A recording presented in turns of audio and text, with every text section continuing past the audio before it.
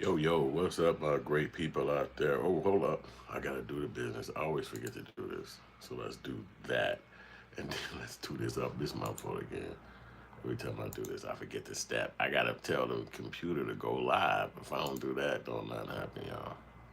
Oh, it's okay. Look like it's already. No, no, no, it's not set. That was a different one. Click. Come on, computer, you're going slow. Alright. Yo, but anyway, y'all, hope y'all having a good day out there. Let's hit this live button and publish it. Okay, back. 37 seconds. I'm actually faster than I was. You see those two people back there? That's Barack. That's Michelle. They doing their thing. And we really gonna talk about how Barack just came out the bag on a lot of black people and surprised a lot of black people with his if you want to call it antics. You know what I'm saying? And it's like this is Black Outrage 21. And we appreciate y'all coming to check us out. But we were kind of shocked about what Barack Obama was saying. And it's like, what be wrong with our brothers? You know what I'm saying? He talking about it's okay for young black men to be having certain kind of people from another community raising them. And in the black community, people are basically trying to raise their kids themselves and have a lot more, like I don't know, effect on their children than what this guy's claiming you should do. You know what I'm saying? And it's really outrageous because him not having any boys is like, what is you even talking about? You know, you don't even have male children. Now, yeah, you are a male, but I mean, you don't have male sons. And this, so that means he was raised in a time frame that's different from today. So like and subscribe. And we're going to go ahead and play the video real quick so you can get more context of what I'm talking about right now. So let's get to it. One of the things that I think a lot of times boys need is not just exposure to one guy, one dad. No matter how good the dad is, he can't be everything. He can't be everything. And then that boy may need somebody to give the boy some perspective on the dad. Yeah, right? Yeah. And look at how they're all in agreement with this nonsense. Oh. Okay, now that's exactly where I'm just leading to with that idea. If you didn't hear him, he was saying that some guys need. It's the weirdest shit. I'm just gonna play it again so we can be more deeper into our psychology of what Mr. Barack Obama, our former president, is talking about in this segment right now. He was on his wife's podcast, and this is what he said. One dad. Exposure to one guy, I think a lot of times boys need is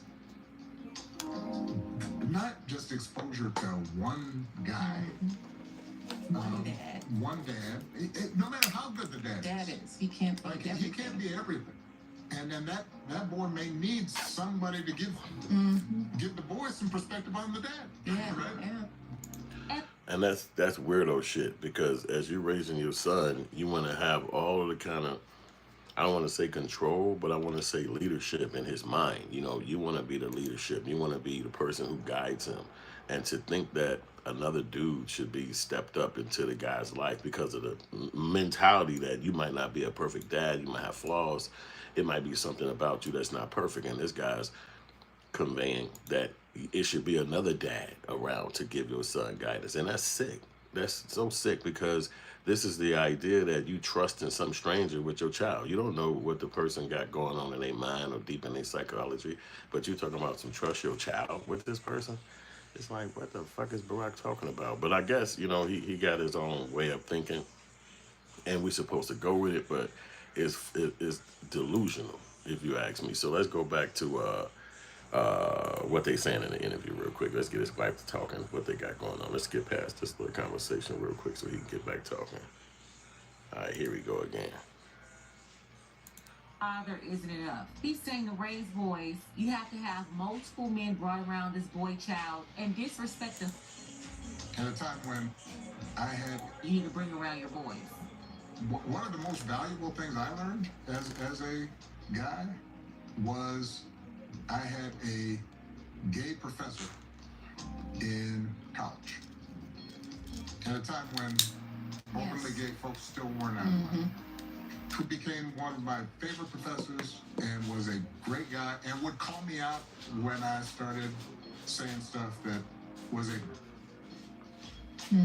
You need that.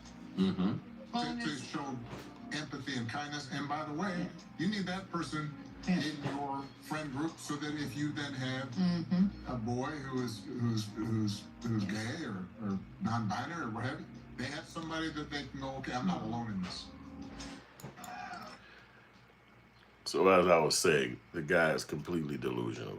And I would only assume that this is the psychology because he didn't have a father growing up. Barack Obama proclaimed that he didn't have his dad growing up, that his dad wasn't in his life. So this could be probably the psychology he coming from, but it's delusional and it's warped because nobody want to trust another man around their child.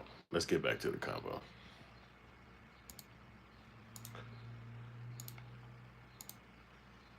They have somebody that they can go, okay, I'm not alone in this. So Obama said the straight. So again, that's what he talking about. They have somebody that said they're not alone in this, and it's like, Barack, what are you saying, bro? Like, come on, man. You a whole grown man yourself. I thought he was going further into it. Yeah, here it is right here. He's going a little bit deeper. We want to hear it all. That's what we're doing right now. We want to just get into the whole gist of his conversation.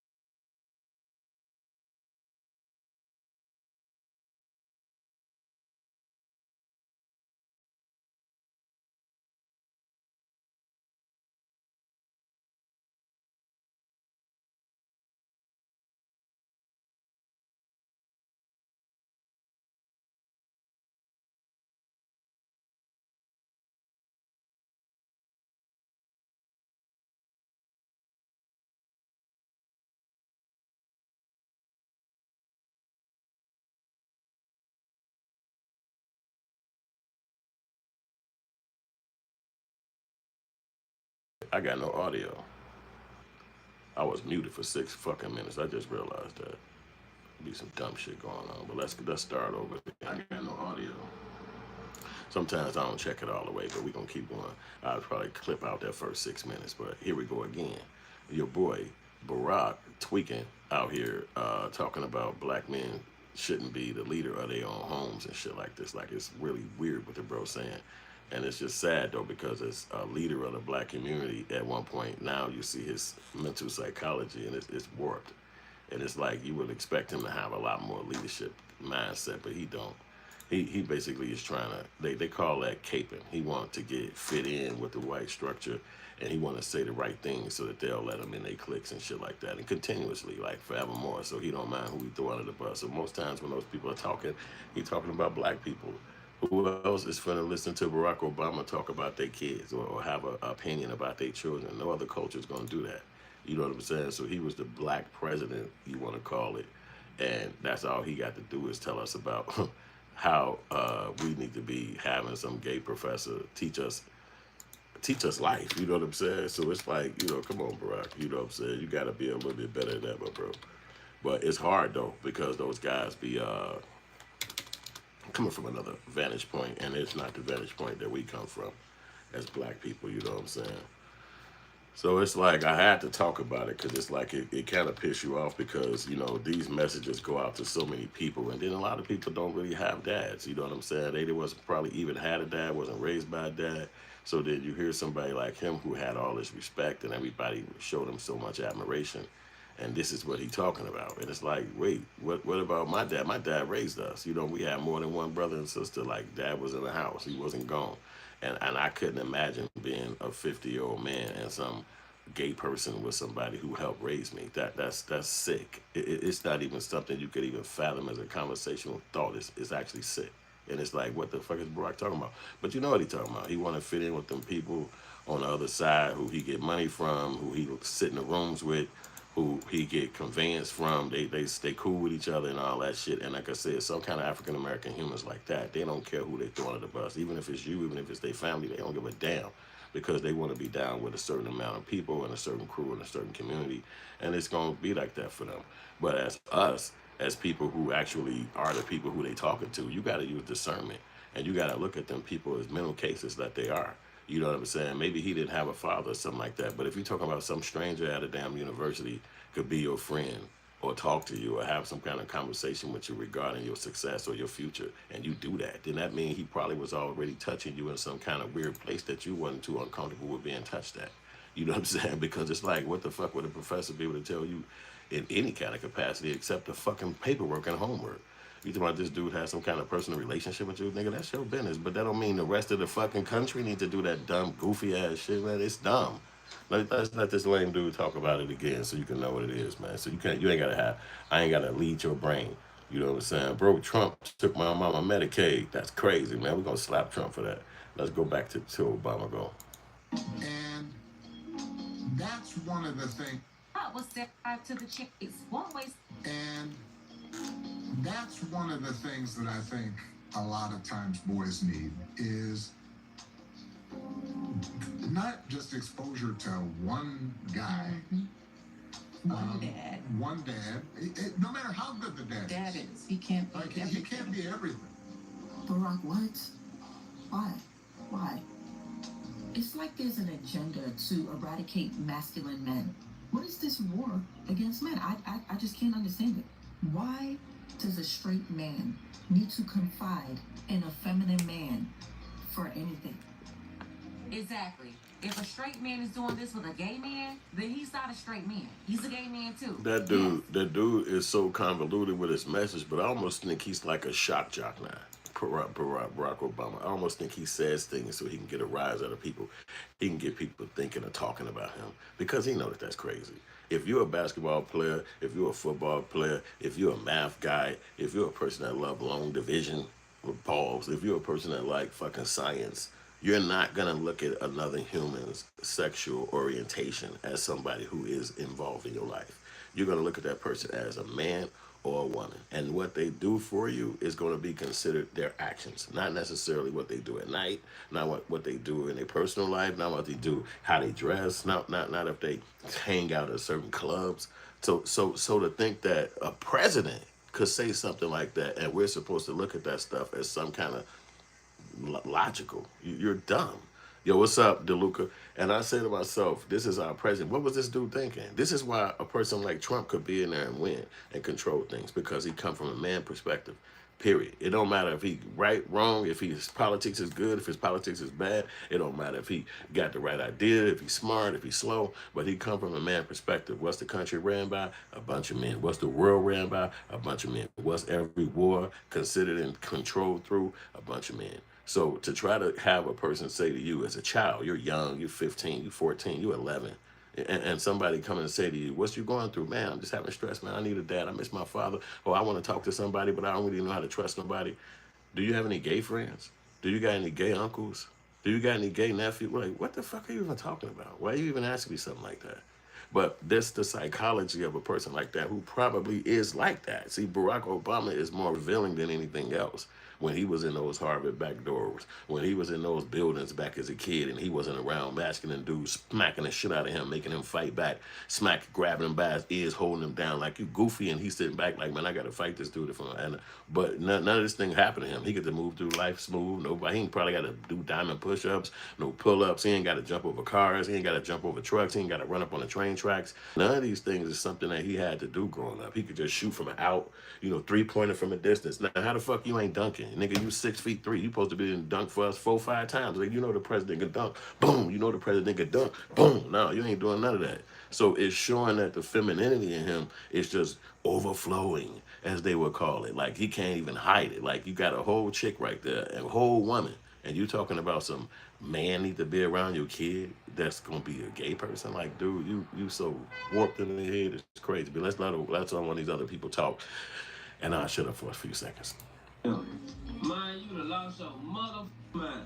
Ain't no mother way you said some goofy shit like this. But I ain't surprised because I already knew you was a goofy.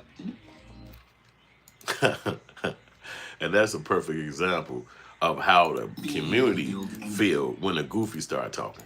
That's it. The dude is a lame. The dude is probably LGBT all the way from the heart, and that woman around him is just allowing that to happen because she's not a person that's going to impede on your life. Why don't you hit that like button, show some love? What's up? You rocking with Hood. This is Hood Films. You rocking over here at Block Outrage 21, and we talking about Barack Obama and his outrageous statement that got the black community pissed off.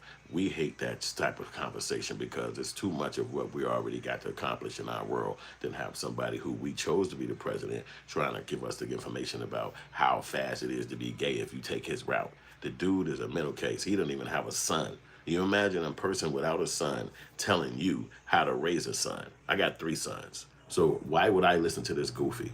Like, you couldn't tell me nothing about raising a son. What you could tell me about is what social studies book to look through, some kind of constitutional book to look. I'll listen to you in that regard. And I'm going to even double check it because of what you talk about outside of that conversation. You're a supreme lame. And to put that kind of conversation out here about young men who got to grow up, raise their own kids, young men who got to actually raise their own kids and give them a message. This is what the commander-in-chief at some point said. But then when you flip it on Trump, he a complete man. He got almost thrown in the bus for saying grab a girl by the coochie. Now, I know that's not necessarily the best thing to compare raising your son, but we all do know that men talk like that in private environments and talking amongst each other. So, what up, hey? And this guy sit up here saying that you should have a gay son, you should have a gay person raising your son or help raising your son. The dude is a mental case, and it show you what he was seeking. See, he's not talking about when he was a child because he know his parents and his mother kept that away from him. He know his mother didn't drop him off to somebody's crib that was like that. He know his mother didn't take him over nobody's house and say this guy used to be working for the senator or a judge. He know his mother didn't do him like that. That's why he said when he found it, when he got around it, he was in college. So that meant him and some college professor had some kind of relationship. That ain't our business. We wasn't there. And now he want to proclaim it. Like, look what I became. See, this is really what that conversation is. He's saying, ultimately, look what I became. I got around that. I saw it. It was around me. People I knew was like that. But it didn't stop me. My relationship with this guy, however it was, whatever it was, look at me. I became the president. If you would have said one time to the government that they should bring that kind of guy around them, or you had that type of guy around him, you would not be the president of the United States. That's a fact. So he had to wait 8 years, 12 years after being a president to reveal who his college lover was. But now he's still keeping it cloaked. Well, he taught me stuff, and he got in my face and checked me when I was being ignorant. So basically, you just had an intelligent friend that was around you, and his sexual orientation fathomed you. Like, that was something that made you care. Like, well, you know what? He told me what I should do when I go over here, but he also gay. So I think he's just so much more intelligent than the average friend, because my other homie would have never told me that. And he always tell me, Barry, you better listen to me. It's like, dude, what are you talking about? You just had a friend that you admired and had a little, maybe more intelligence than you in your opinion. But that's just your opinion, and that's just your experience. So now we all should do the same thing you did because you ended up being a president, or you graduated from some school, or you did what the fuck, who cares? That's your life. You living on this planet, you get to do whatever the hell you want to do. That's like telling a piece of grass in somebody else's yard how they need to be, or a piece of sand at another beach, another piece of sand what they need to do. Everybody got their own journey and got their own projection. I can't live like a whale if I'm a damn guppy, and I can't live like a fucking piranha if I'm a motherfucking snail. We 2 different things. You be that. If that's what you want to be, it's free. Do it. But you can't come convince us because we liked you at one other point that this what you should be doing. We should be doing that. You a mental case. Well, let's get back to doing them chewing this clown out.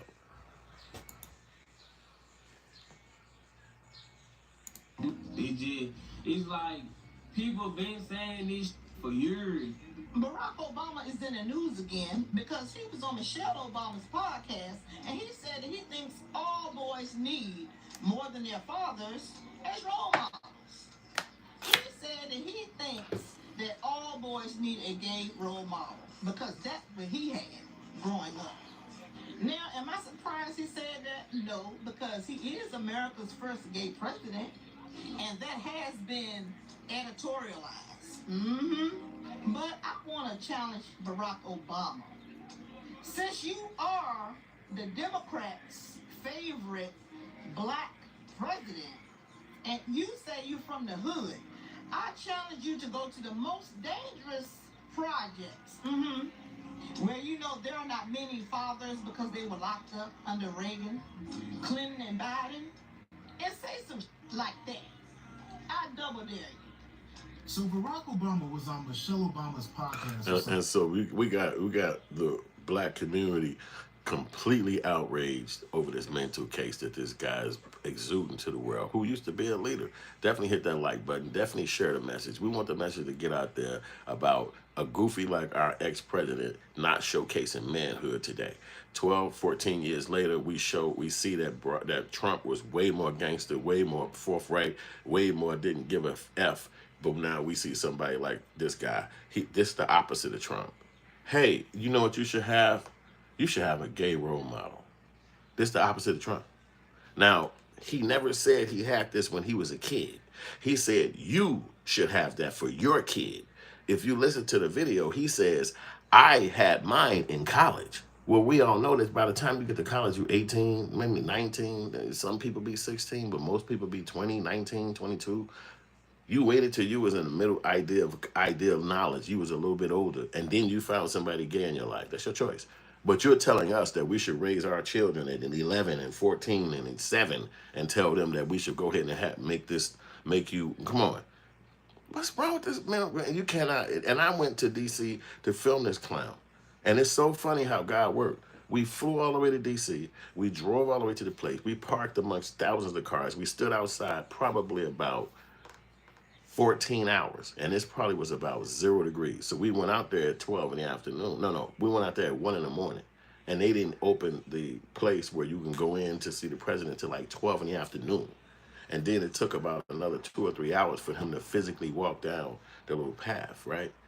And then when you got in this little section in D.C., they locked you in. So you couldn't walk away. Like, you got tired of standing out there for so long. You're like, man, I'm finna just go to the hotel. I can't take this shit no more. It's freezing. We outside with our jackets and pants and shoes. It's overnight. We so cold, it's unreal. So then you go from overnight till 9 in the morning, and then till 12 in the afternoon. Then they finally open it. You're all crushed in with thousands of people waiting for this thing to open. You get inside. Now it's 2 or 3 hours before the security and police bring Barack down. And I was so fucking tired. I was mad. I was trying to go get up out of there and leave, but they were saying you couldn't leave. If you come inside here, a part of the security is that you couldn't leave out.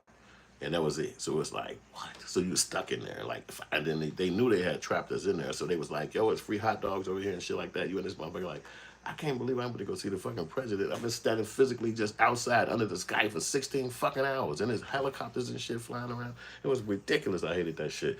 But as I filmed him, finally he coming past. I got my camera out and shit.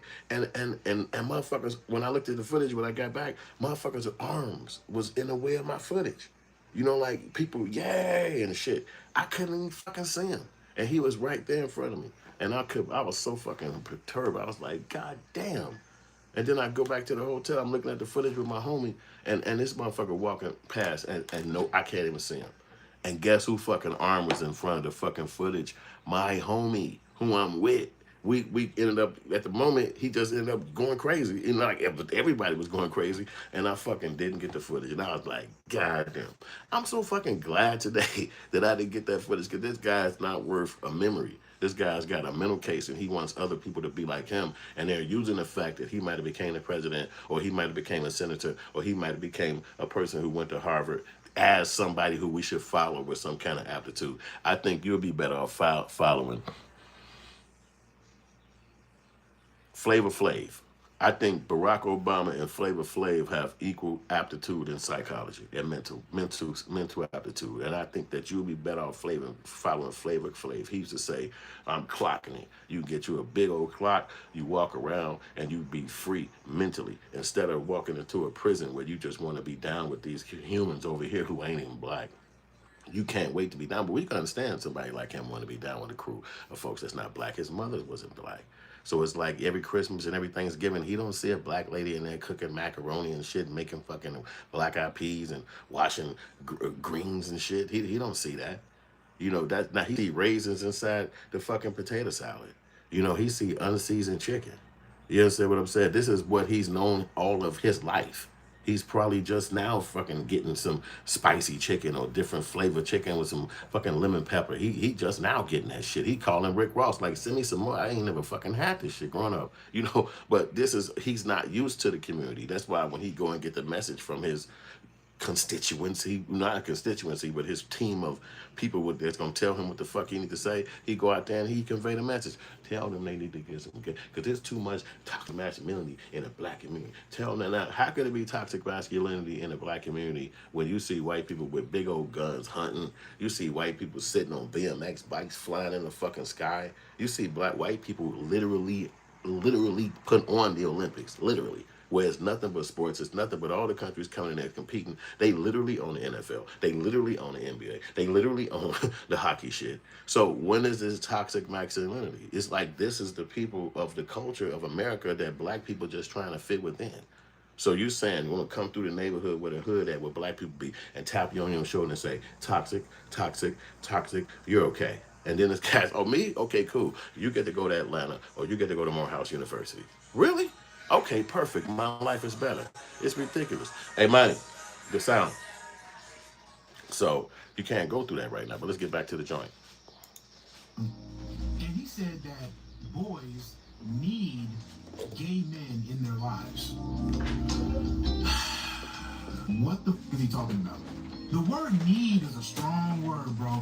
I'm just trying to understand, like, why would Barack Obama say that? Like, what was the point of even saying that? He knows that's not true. No one wants to be forced onto anybody. Gay people don't want to be forced onto nobody. Hi, I'm gay. I need to be in your life. No. Hi, I'm black. You're white. I need to be in your life. No, that's what. No, you don't. We can talk and be friends, and I can see if I like you, but there's no need for any of that. What is it talking about? Like, with Barack Obama, it's like that rule: you're cool till you're not cool no more. And right now, Barack Obama is on his uncool arc. His character arc. He's on the uncool character arc right now. It's fucking crazy. Motherfuckers is out here really just trying to push anti-masculinity. Like, they want every man to just be a feminine product. It's wild. A very feminine man, he's not gonna go to war. He ain't down for nobody.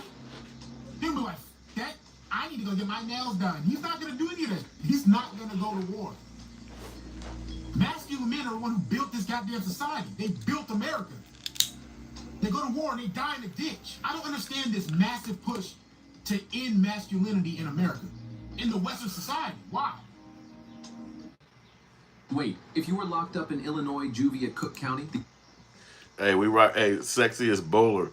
I like that comment. You say we gay people over here think it's nonsense as well. And it truly is. I mean, at the end of the day, people get to choose whatever they want to do.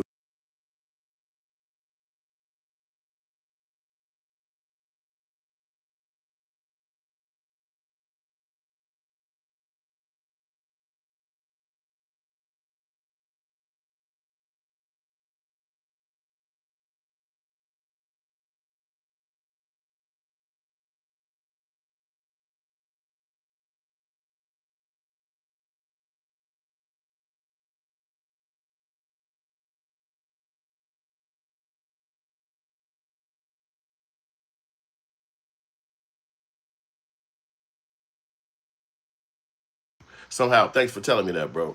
Somehow it be going on the damn mute every time I do the flip over for some reason. It's tripping on me now. Or maybe my damn finger is too damn big, and every time I flip it over, I actually hit the mute. But I appreciate y'all telling me that. But hit the like button if you can, share the message. The truth of the matter is, we appreciate people like Barack Obama or even a lot of other foreigner people, and especially in our own culture. He definitely is a tether, Steve O'Stoner. We appreciate you for what you've done for white people. So let me explain it. When you're a black person, you're regular just like all of us, right? But if you get an opportunity around white people, let's say P. Diddy, let's say Bill Cosby, let's say whoever the fuck, and it's white people like you, Michael Jordan, LeBron James, they'll give you all this money for what you do. You might be an athlete, you might be a thinker, you might be a whoever the fuck you are, and they like you. They give you a Pulitzer Prize, they give you an Academy Award. These things are grateful, and that's why we like you. We say, damn, This person came from our community, which is black folks, which means we was brought here from slavery, you know the whole spiel. And look what they was able to do. They was able to come up from here, and then they was able to go and get this lane open for them. So we're not gonna talk about what you do wrong, because you might do something wrong. You know, people, nobody perfect. You can fuck up like a P. Diddy. You can fuck up like a Bill Cosby. It's life. We're not gonna necessarily hate you and throw you under the bus if you make a mistake. But if you get to these levels and now all of a sudden you want to diss us, you want to shit on us, you think that because you got around these people, you hate black people now, all of a sudden you don't date black women, or you castigate black people because of how they act overall, or from the Carnival Cruise shit, or when people go out and the kids be wilding in different locations around the country. That's all that matter to you no more. You can't really see the focus of what it was when we were all young and we were all living amongst each other. Now all of a sudden what black people do is just the fucking worst, and how women dress and how they comb their hair and how men talk. All of this stuff is what really make us lose respect for you. You have a job to do. If you make it in these arenas, if you made it in these plateaus and these statures that you were seeking, you got a job to do. The job to do is to keep the fucking message going. That's it. You're not going to thwart it. You're not going to overtake it. You're not going to fucking, become some martyr or nothing like that. It's not about that. It's about just keeping the message going. We know what the fuck it is because we talk about it at every birthday, fucking every barbershop, every Christmas dinner, you name it. People talk about this stuff. So in our culture, just like the conversations be in every other culture, whatever it be, even if it's against black people, who give a fuck, that's their culture, that's what they talk about. So when you get our culture, like the black folks, and we go catapult you, look what you did with white people. You was able to go get your PhD from a fucking Harvard University, and then you was able to be at the top of the Harvard Law Review Board. I mean, it's some special shit, right? That's not some shit that we walk around knowing our homies doing every damn day. So from a homie perspective, damn, that's dope as fuck for you. Congratulations. You the first black person, you the first Nigerian, you the first all that shit people say. We hear it. Okay, that's good for you. We fuck with you on that. Then you end up becoming a fucking senator. Oh, damn, what? Let's do it again? Congratulations. We're going to like you the same way somebody got a Grammy, the same way somebody got an Emmy, the same way somebody got a championship. We're going to fuck with you the same way. You just got a shoe deal. You just got a contract with the government. It's the same thing. It's not a plateau. It's not like you're above them because you was able to do the orchestra soundtrack for... No. You just another nigga who did something special because you work for white people, work around white people, and they fuck with you. Congratulations. But then we might fuck with you because you're the president too. First black president? Well, we know you're not first African-American black president, but first black president. Let's just generally throw it at you and give you that plateau and set you up above. However, that don't make you more better than the nigga who just opened up a liquor store or opened up a barbershop, or the female that just opened up her own hair salon, or just a motherfucker that's cooking food and shit and just got Uber Eats to accept them into their system because they don't have a store. Where is this plateau of because I'm around these 1,400 white people, or because they invited me to this dinner, or I had to come and speak at this event, that now I'm all of a sudden some kind of spokesperson for black people, or my message is supposed to be overarching? That's not true. Now, it might be true in your community. Maybe the people like you, maybe the people who fuck with you, maybe the people who have that conversation, or they come to your meetings, or maybe they standing around you or something like that to make you feel like that. But that ain't the truth. That's not us. We're not going to rock with you just because of that. And then if you are rocking with you, you can't give us no directive. You can't give us no ideology to stand through or showcase or like bring you some kind of thing to let you know that you still in some kind of prestige. Fuck you. And anything you stood for, as soon as you cross the line, it don't matter and it ain't coming back. And there might be a bunch of people that'll be like, no, fuck that. He didn't mean it like that. And it's only because it is. And if you understood it from this perspective, fuck them too. Because you can't trick me with that stupid shit. If you like gayness, if you love a person that's gay, that's your business. That's called your personal choice. We all know that. Whether you was born with it or if you choose it, it's still your business. Now, we don't have to fucking do that. We ain't got to come to your party. We ain't got to show up. You don't have to come to ours. You ain't got to dance with us. We don't have to buy no either product from each other. But the thing of the matter is we don't got to disrespect each other, and we don't have to follow each other's routes. If that's what you like to do, if you like to hang like that, do it. But you can't tell me to raise my kid, make a statement that's going to make me have to think about it because of your old stature, which is exactly what you just did for white people. Because you got to show me something extra. Show me something different outside of that thing that we stacked you up on. Did you invent some shit? Do you have a product that's being sold in every fucking store around the country? Your Walmart, your Target. Where's your thing at? Your Costco, your Sam's Club. This is what your invention should be. This is what your being a billionaire should be. This is what your stature towards being a president should be. It should be something that you set up, and then every kid around America could just go to that thing and say, yo, I'm signing up for this. It don't matter what the fuck their color is, because you set this up from America because you was the president. But you ain't even doing shit like that. You literally on a fucking podcast podcasting. What the fuck we listen to you for, nigga? We could flip to the next nigga and listen to his damn podcast. I could listen to my favorite rapper today podcast. I could listen to my favorite whoever the fuck today. Why am I listening to you? You're not even doing nothing spectacular. You like Diddy and them. You just playing around with your celebrity. Like, yeah, everybody know me. Hey, put the cameras on me. What's up? I'm doing the TikTok dance. Man, get your goofy ass out of here, man. And you can live like that if you want to. I'm not dissing you and saying you can't be you, but don't come out here with false narratives and false mentality stretches and then diss rap music. Now, we supposed to listen to your clown ass tell us what we supposed to do, but in the same ilk, you'll tell us, yeah, the music is misogynistic. The music is this. What? But what the fuck are you then? Is it a word for that type of shit you just said? You know what I'm saying? Let's flip it back.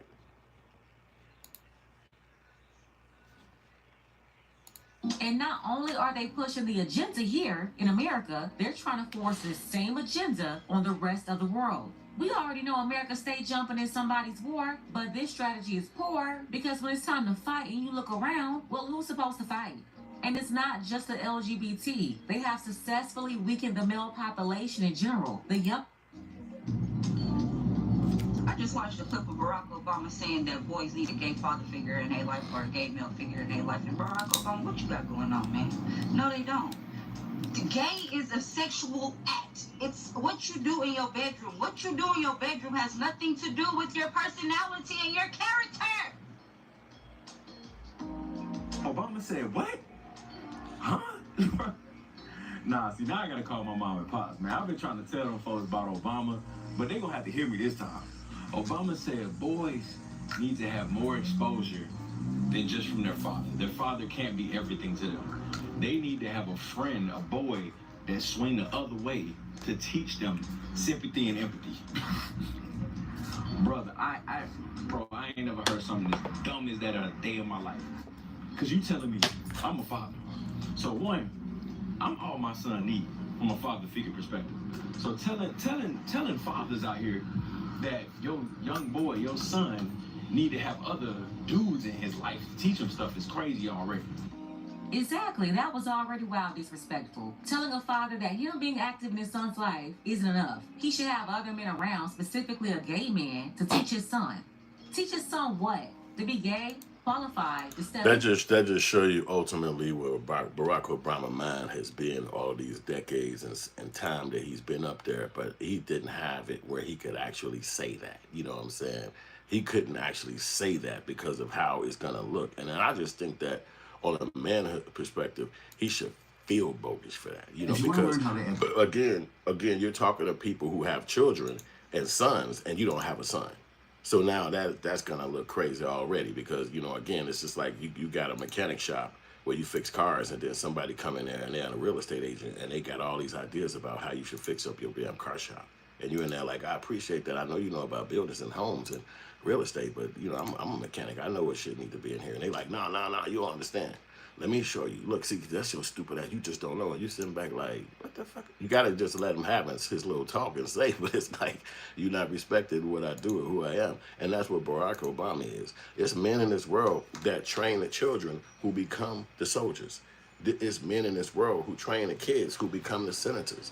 The men in this world, they train the children who become the teachers. The men in this world, they train the children who become the garbage men and the fucking politicians. Everybody, it's dads. It's two people who make children. It don't matter what you call yourself in the bedroom. Any letter you can choose is your choice. But it's only one thing that makes children. And I'm not saying doctors can't do it. I'm saying overall, doctors can't make 8 billion children. They can make some children, but they can't make 8 billion. To get 8 billion, you need God involvement. That involvement is what he already decided happened on this planet before any of us was even born. So any doctor that come up with something, and he's going to eventually die. And what if his invention die out with him? Or what if the tools and the technology can't go further into the next millennium or whatever? You know what I'm saying? Or what if some doctor can make 8 billion children? Is that going to be something we want to see walking around, or the future kids want to see walking around? People that was made from this particular thing that some doctor created, or is it going to be more coming from the God thing of what God created? So Barack Obama is what you call a mental case. Let's look at this video, because Trump put a video of, he shared a video of an AI of Barack Obama, and I'm gonna let y'all see what it looked like. It only shows humans when I hit the green screen like this. You can't really see the background, but they're in the White House. So I saw this video popping up on a lot of conservatives' pages, and they were saying, "Oh wow, Trump just posted this video, this AI video of Obama getting arrested." You know, a lot of people speculating, and I think this is interesting and concerning for several reasons, and we will discuss it here in a minute when it comes to orchestrated chaos and the fact that, you know, this is actually a conversation, but we're not dealing with the Epstein stuff. Is former President Barack Obama about to be arrested? The rumors are swirling, and they even said that President Donald Trump tweeted this video on his Truth Social account. Many conservatives reposted it. I didn't check on Truth Social myself, but many more credible voices I saw were reposting, saying that he posted it on Truth Social. Now, recently Obama just went on his wife's podcast, and, you know, he said the whole spiel about, you know, every man and every boy needs that gay male friend in their life. They need that gay influence, And that's one of the things that I think a lot of times boys need is not just exposure to one guy, One dad. One dad. No matter how good the dad is, He can't be like, he can't be everything. And then that boy may need somebody to give the boy some perspective on the dad. Yeah. One of the most valuable things I learned as a guy was I had a gay professor in college. And at the time when all the gay folks still weren't out, who became one of my favorite professors and was a great guy and would call me out when I started saying stuff that was a Yeah, right. Hey. What was, you know, not surprising, he said something to the sound of, no matter how good the father is, right, you pretty much need gay people in your life. Then he went on about his whole gay professor. Isn't it interesting that you'll never hear them say, no matter how good the mother is, or the mother's not good enough, you need this or that. It's always an attack against masculinity. It's always an attack against fatherhood. You know, nobody's gonna get on there and say that about a mother or a woman. But anyways, no surprise. As we Look, let me just, I want to keep the point lined up, and make sure you hit the like button, hit and share this message. I appreciate y'all coming over here. You watching Black Outrage 21. I'm your boy Hood. This is Hood Films. Okay, Barack Obama, in his statement, he says that there should be a gay person that should help raise the child. But he says he got one when he was in college. And again, when you in college, you 20, you 19, you 18. So why would he convey this message to people saying that you should raise your child with a gay friend or a gay buddy or whatever he's trying to say? But when it comes down to himself, he's saying he didn't happen to him till he was 18. So he doesn't want to diss his mother. He don't want to put his mother in a bind to where she's looking like, you had some gay person around your son. Like, why would you do that? You know what I'm saying? So he's, it didn't happen to me till I was in college. So it was basically up to me. I'm the one who chose that. My mother had nothing to do with that. But for you, you should start earlier. You should get somebody gay around your kid as fast as you can. It's like, what the fuck is the ex-president talking about? So thanks for hitting that like button, y'all. Let's get back to it. Said for years, first black president, they had him push the gay agenda. All of that stuff was strategic, right? You know, because it was like, hey, if you say something against him, we'll just call you racist, right? So that was like a chess move on their part. And sure, so easy. Now, they're saying, you know, the Russia stuff, they're releasing documents, releasing evidence, saying that, you know, this was something that Obama and his administration put together, which, to be honest, I believe it. That part is not a surprise to me. If you really take an objective look, right, and you guys seen I've been critical about how Trump is handling the Epstein stuff, I think it's absolutely terrible. I'm the kind of person, look, wrong is wrong, right is right, doesn't matter who you are. But the reality with Trump is people hated him so much and were so obsessed with him to the point that no matter what he did, right, it's bad, right? Trump could say the sky is blue, Trump sucks, and it's like there's this obsession, right, that he could find a cure for cancer, it's bad. And the problem with that is not that he's such a good person or he has good character. He definitely has a lot of flaws, but there were some things that were clearly just falsehoods, right? The Russia stuff, when they were saying Trump was, you know, in cahoots with Russia, it was actually the other way around. So I ain't gonna go off to the shit this guy's saying because he dipping into a lot of spots, but I just wanted to make sure that we had at least talked about the fact that Barack Obama has crossed the line with with the black community. And it's like he thinks that the gay community should have a lot more leverage in our community. And I think that him not being a part of the community and listening to a lot more people tell him what it's like inside the community, that's what makes him get that mindset. You know, if somebody come to you and say, hey, you know, it's real misogynistic in the hip hop world, but you rarely listen to rap. You haven't listened to the trajectory of rap. You probably listen to the most famous people, you know, the Lil Waynes, the whoever, somebody that's like extremely up there, the Jay-Z. But you probably don't have an underground rapper that you listen to like Tony Snow. You're not listening to Matt Critter.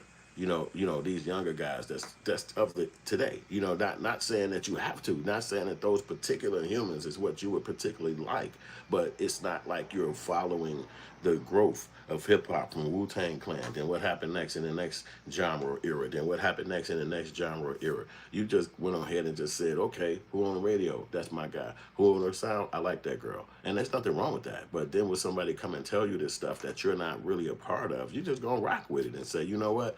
We got to do something about that. Really? Okay, yeah, I think so too. And maybe what you're hearing and seeing is probably the most loudest thing out there, the viral thing, but you're not really knowing what's going on intricately in it. And so now you want to go up against it and you actually black yourself.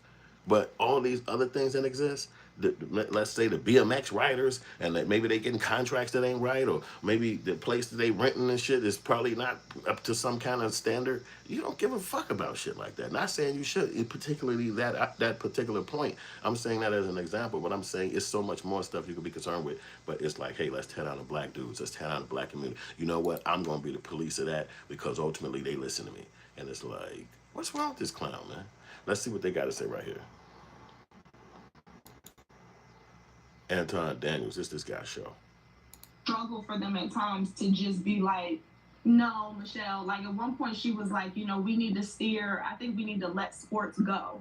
And I know what she I think what she meant was that they can aspire to be more than just athletes, boys, and you know, they need to learn other things, culture, whatever. But she was like, we need to let sports go. And Obama, he was like, well, you know, that kind of helped me. It just seemed like it was difficult for him and Craig to ever be like, Davey, I'm not, man. Hold on, Jim. Like, wait a minute. And that's why I said I think this dynamic that we I do fuck with him. might really be how their dynamic is, because again, it sounds like a lot of that came down from how her mom was. So I don't know. Yeah. I don't know. That wasn't bad. It just was, you know. Man, that shit was hilarious. Well, not interesting. You watched it? You watched the interview? No, I just watched that one part. I can't. I'm not about to watch that shit. Sonny, you gotta watch the stuff. And I'm not about to watch this homosexual man push these agendas. Hell no. He's not homosexual. He's very much homosexual. You gotta. He's very much homosexual and married to a man. Sonny, you are a part of popular culture now because you are a content creator. You have to be familiar with what's going on, and so you gotta watch this stuff too, Sonny. What I'm saying is, I looked at the clip. I looked at what I needed to see, and I got out of there. Interviews and what's happening in the culture. I'm not about to watch that whole thing. That dude is gay. He was a gay president. He pushed gay agendas. Cool. That's all I need. And he's still pushing those same agendas now. This dude went out his way to mention a gay professor that affected his life.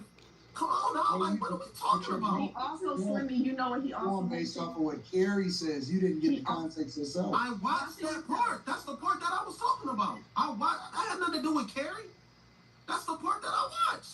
Oh, I thought you said that you had watched the clip of them coming in. No, I watched that part, and I'm like, man, this dude's still pushing it. Didn't you hear me what I said to Carrie? That's why I said what I did. I'm sorry, you get off camera. I'm sorry, Slimmy. No, I'm just saying that's why I said what I did. I'm saying that's why I said what I did to Carrie. I'm so scared of Slimmy right now. Shit. What are y'all talking about? Slimmy, we joking, bro. We joking, man. Okay. Leave that out. Well, without me even saying, man, and we just saw that guy, somebody named Slimmy. He can't take it, and it's a whole lot of black people that just live it with, bro. Because again, you're supposed to be our leader, our ex-leader, the guy who led Black America, who we know ain't exactly black. We know you like our homie that's like, you know, African and shit like that. We fuck with you because you here. What we gonna do, run you away? But then when you start getting them calls and them connections and you in them rooms and now you running shit and you the man, it's like everybody got the same. It's almost like a pill or some kind of drug, or it's in the dinners they take on the special restaurants, and the chef know what to put in that shit. Like, hey, put that coon juice in there, and I'm gonna be in that bitch like, damn, this food done. And how much of this shit is here? Give me a bring my family back in this bitch.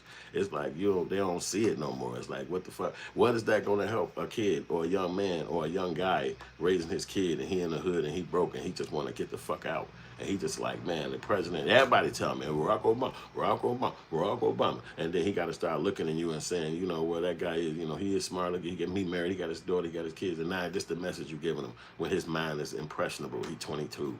He 25. He really ain't experienced life and shit like that. He got a little baby that's 3 months or 3 years old. He got to walk him around and shit, take him to the park. You know, just how he going to recognize these people around him to become a gay friend of his and then be like, well, it looked like you must be somebody that do that. Let me take you around my son and hey, meet Marcus. And he like, that how does he play this out? Like, how does Barack Obama see this happening?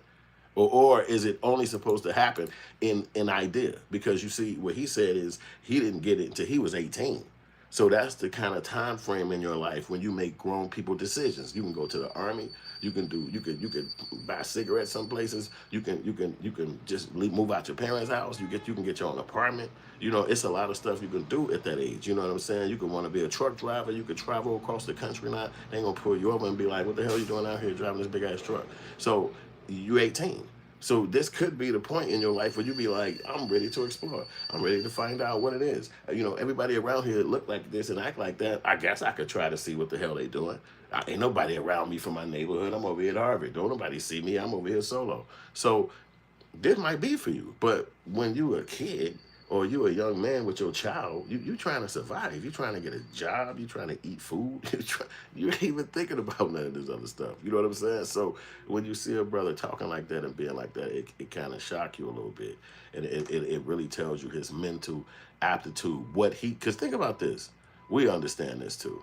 You're saying words that you think about all the time. These are words that you convey in your brain whenever somebody ain't looking at you, whenever you by yourself. So if it can come out, especially at a podcast where all these people watching, not somebody like me where it's just us, it's just, you know, a little crew of us, it's not a billion people. But you talk about the whole world know who the president is. People from different countries, people that live on islands.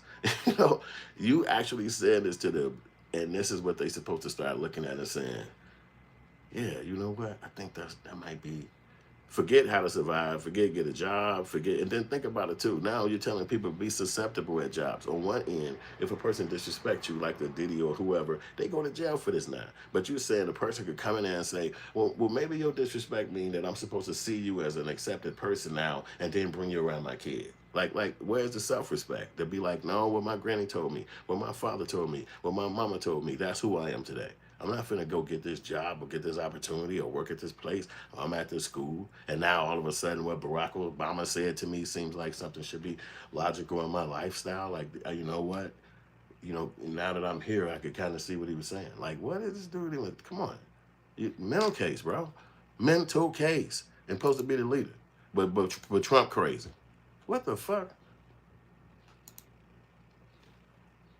let's get down to business. Let me just play the clip. This is from Michelle Obama's podcast. I don't even know what it's called, but here's your boy.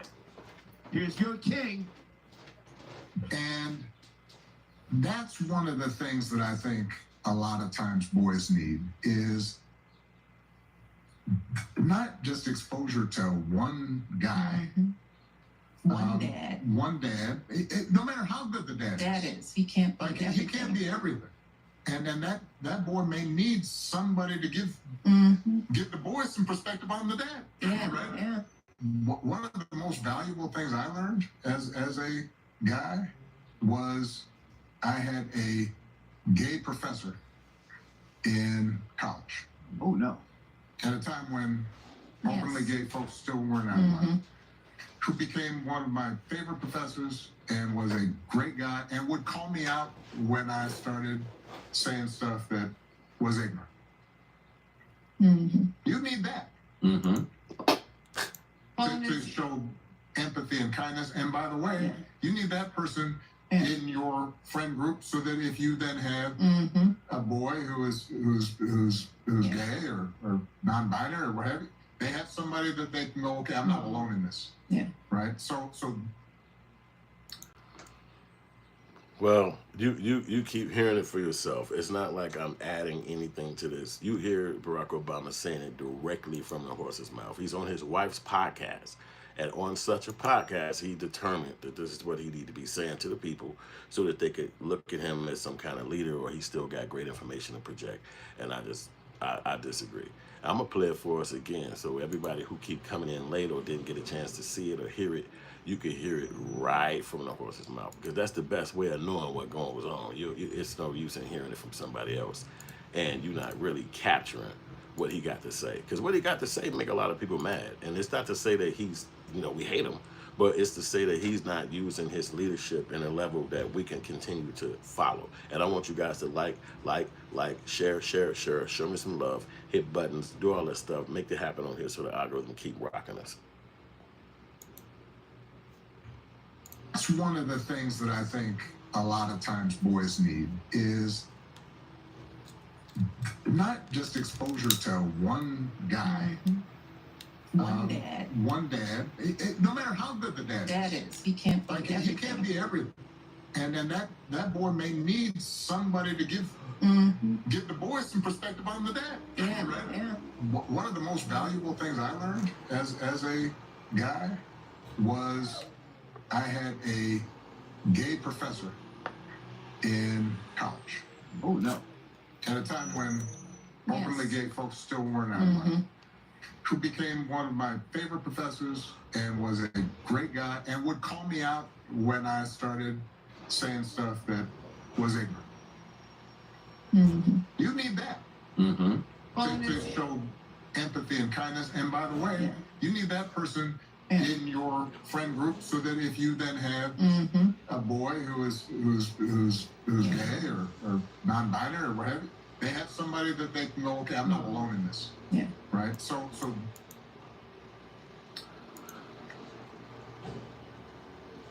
and that's another play on it. But I would even say what needs to happen if you could switch that word for grandma or young grandma instead of that word that he's trying to push out there.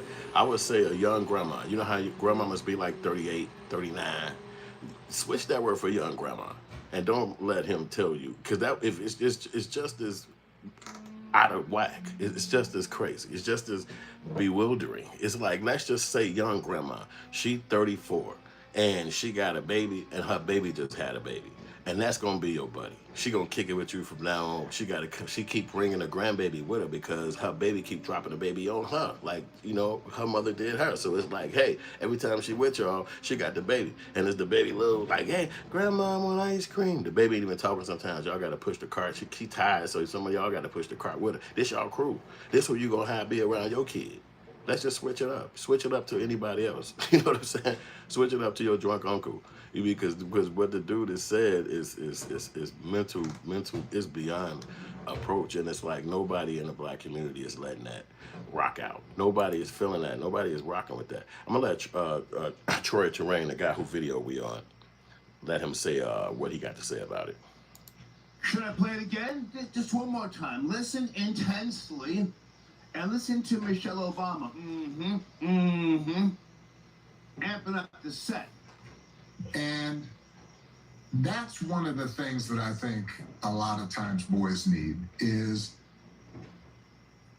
not just exposure to one guy. One dad. One dad. No matter how good the dad is. He can't be like, everything. he can't be everything.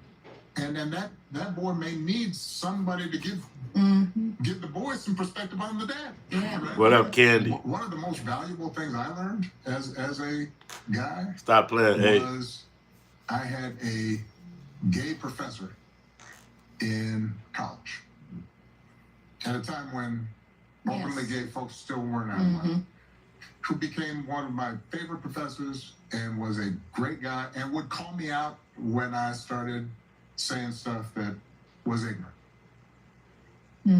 You need that to show empathy and kindness. And by the way, you need that person in your friend group so that if you then have a boy who's gay or non-binary or whatever, they have somebody that they can go, okay, I'm not alone in this. Yeah. Right. So. Okay. Let me take that off the screen for right now.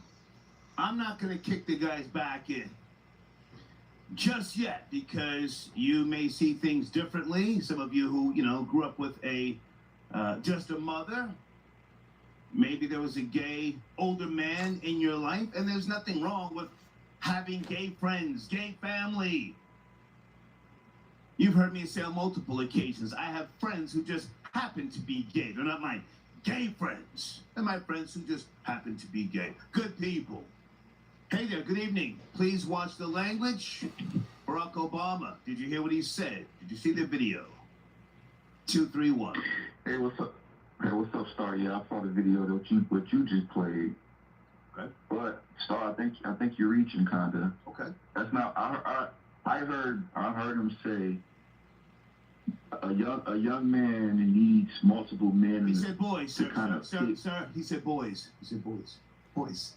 Well, boys, even boys, because I could take it from my childhood. I didn't just look to one man, for example, how to be a man. I looked to multiple men, for example, how to be a man. That's what I took from what he was saying. He said when he was in college, the man, one of his professors, even though he was gay, had a really big influence on him. Being able to call him out on things maybe Y'all bugging over there, man. Stop playing. Didn't see or couldn't call him out on. That's what I heard from it. And I have no problem with that, sir.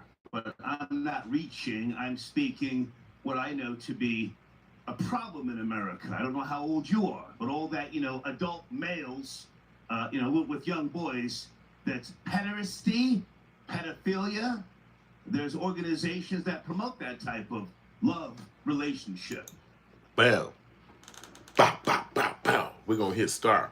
I hit his name wrong, so it's not on Troy Twain. This is guy Star. He used to be on the radio back in the day, Hot 97 and all that stuff back in the day. But now he do YouTube, he big famous. So I want to say, did you hear what he said at the end? Right there, he said it's organizations of people who basically try to be around kids like that. And they'll give up the fact that they got good jobs, or they might have a wife, or they might have some kind of stature in the world, just so they could do that. You understand what I'm saying? And so Barack is saying, yeah, let's promote that. Let's get more people around kids like that so we can I don't know, is it a fucking, what they call experiment or something like that? And then he got to be the person who would speak about it. Is it like a bet that he had with somebody else that's rich? And he like, I bet you wouldn't. I say it, I bet you I will. And then he get up there and say it, and he can be like, where my money at? Because it's almost like he should know, and I'm sure he do know, that that's crazy. Because he could have been on some shrooms or something, or them pills, or what they take today. You know what I mean? Some kind of pills. I forgot what they call it. But, this is what he could have been off of for even to sit up there. He probably got to sedate himself just to sit around his wife and be like, I got to be in there with her. Man, give me 3 of them damn things. Okay, cool. All right, yeah, baby, go ahead. Say what you got to say. Yeah, so I'm thinking like, yeah, if you think about it, most times, and then he don't even know what the fuck he's saying because most men is not gonna respect nothing like that. It's talking about I'm about to teach my kid sports. I'm trying to teach my kid how to fight. I'm trying to teach my kid how to read. I'm trying to teach my kid how to be a man and do things like I do, like raise a family, teach, go get money, how to take care of a woman, how to take care of your children. Like you teaching them so much stuff that's not even just you saying it. Yep. Hey, you know which ones it is, man. You know which ones it is. I gotta play like I don't know on here in order for this thing to keep getting viral. But shh. But the whole idea is that that's where he's coming from, and it doesn't seem like a logical standpoint. Let him speak a little bit more. Are you aware of that? How old are you? Oh yeah. Oh yeah, of course. I'm 43. I grew up in West Michigan. I grew up in 40. I'm 43 years old. I grew up in a middle class, foundational black middle class town. Okay. Where, like I said, like is the white man reaching, sir? Hold on a second. Is the white man reaching with NAMBLA, North American Man Boy Love Association? Is he reaching? What do you mean reaching like far? What do you mean reaching like far as trying to? I don't know, sir. You said I was reaching. I'm saying that this is what the upper elites and Barack Obama, Michelle Obama are the upper elites. This is what they promote. This is what they preach. I don't know. But even in that clip, you see, old boy is lost for words because not knowing something is exactly why you be ignorant. That's the whole idea of the word ignorance, not understanding the knowledge of something. So now I didn't know nothing about NAMBL. I'm just learning about that right this second. I never heard of that in my life. But the fact that something like that exists, and then the fact that a president would go up there and say something that somebody like this guy could connect the dots. I never even heard of nothing like that before. But this guy is saying that Barack Obama and his wife, at the elite state they are, they know about this kind of stuff. And that they'll actually speak on it. And it's like, damn, it's crazy. I was just jokingly saying somebody probably made a bet with him. But it's like, these people know stuff you don't know. And they know people you don't know and money you don't know. And it's like, is something like that true? But let's get back to what he's saying, because I ain't never heard of nothing like that. To what Barack Obama is saying, I don't think he's saying what he's talking about. NAMBLA, that's I don't think that's the same thing. Okay. You talking about NAMBLA is talking about, hey, it's okay to be attracted to young boys. That's not what Barack Obama is saying in this clip. Did you read his book? Did you vote for him? I read his book. I think I voted for him. Yeah, I voted for him twice. I voted for him. First time I voted for Bush in 2000. I voted for Bush twice. Are you sure, sir? Hang on a second. I mean, I don't mean to trip you up. You voted for Barack Obama twice, yes? Yes, sir. Okay. Yep. 2008, 2000. Yep. You read his book, yes? Yeah, I read his book. Okay. And what's the name of his book? Something about my father. Something Dreams. Dreams. I can't remember the book either, man. Dreams from I don't remember what it was. Can you Google it? So can you Google him? Yeah, let me Google it. Let's take our time. I'm in no rush. I want you to educate me. I was born in '64, so I'm your grandfather's age, right or wrong? My dad is 74. My dad, I'm only 61, sir. Okay, so what is the name of Barack Obama's book? Give him a second, folks. We're trying to get to it. It's called Dreams from My Father. Dreams from My Father. Okay. Now, he met his father one time. Yes? He met his father. He went in. When I read from the book, he met his father, but he went and stayed with his father for a time in Kenya. Or his father came back and stayed with them for a time. And it was kind of, his father was like going back and forth from Kenya to Hawaii. Or Kansas, one of the two. I can't remember what it was. That's what I remember from the book. I remember when he met his father, they didn't get along at first. And his father left and his father came back, So his father was like on a work visa or something like that. His father stayed with him? I don't recall that.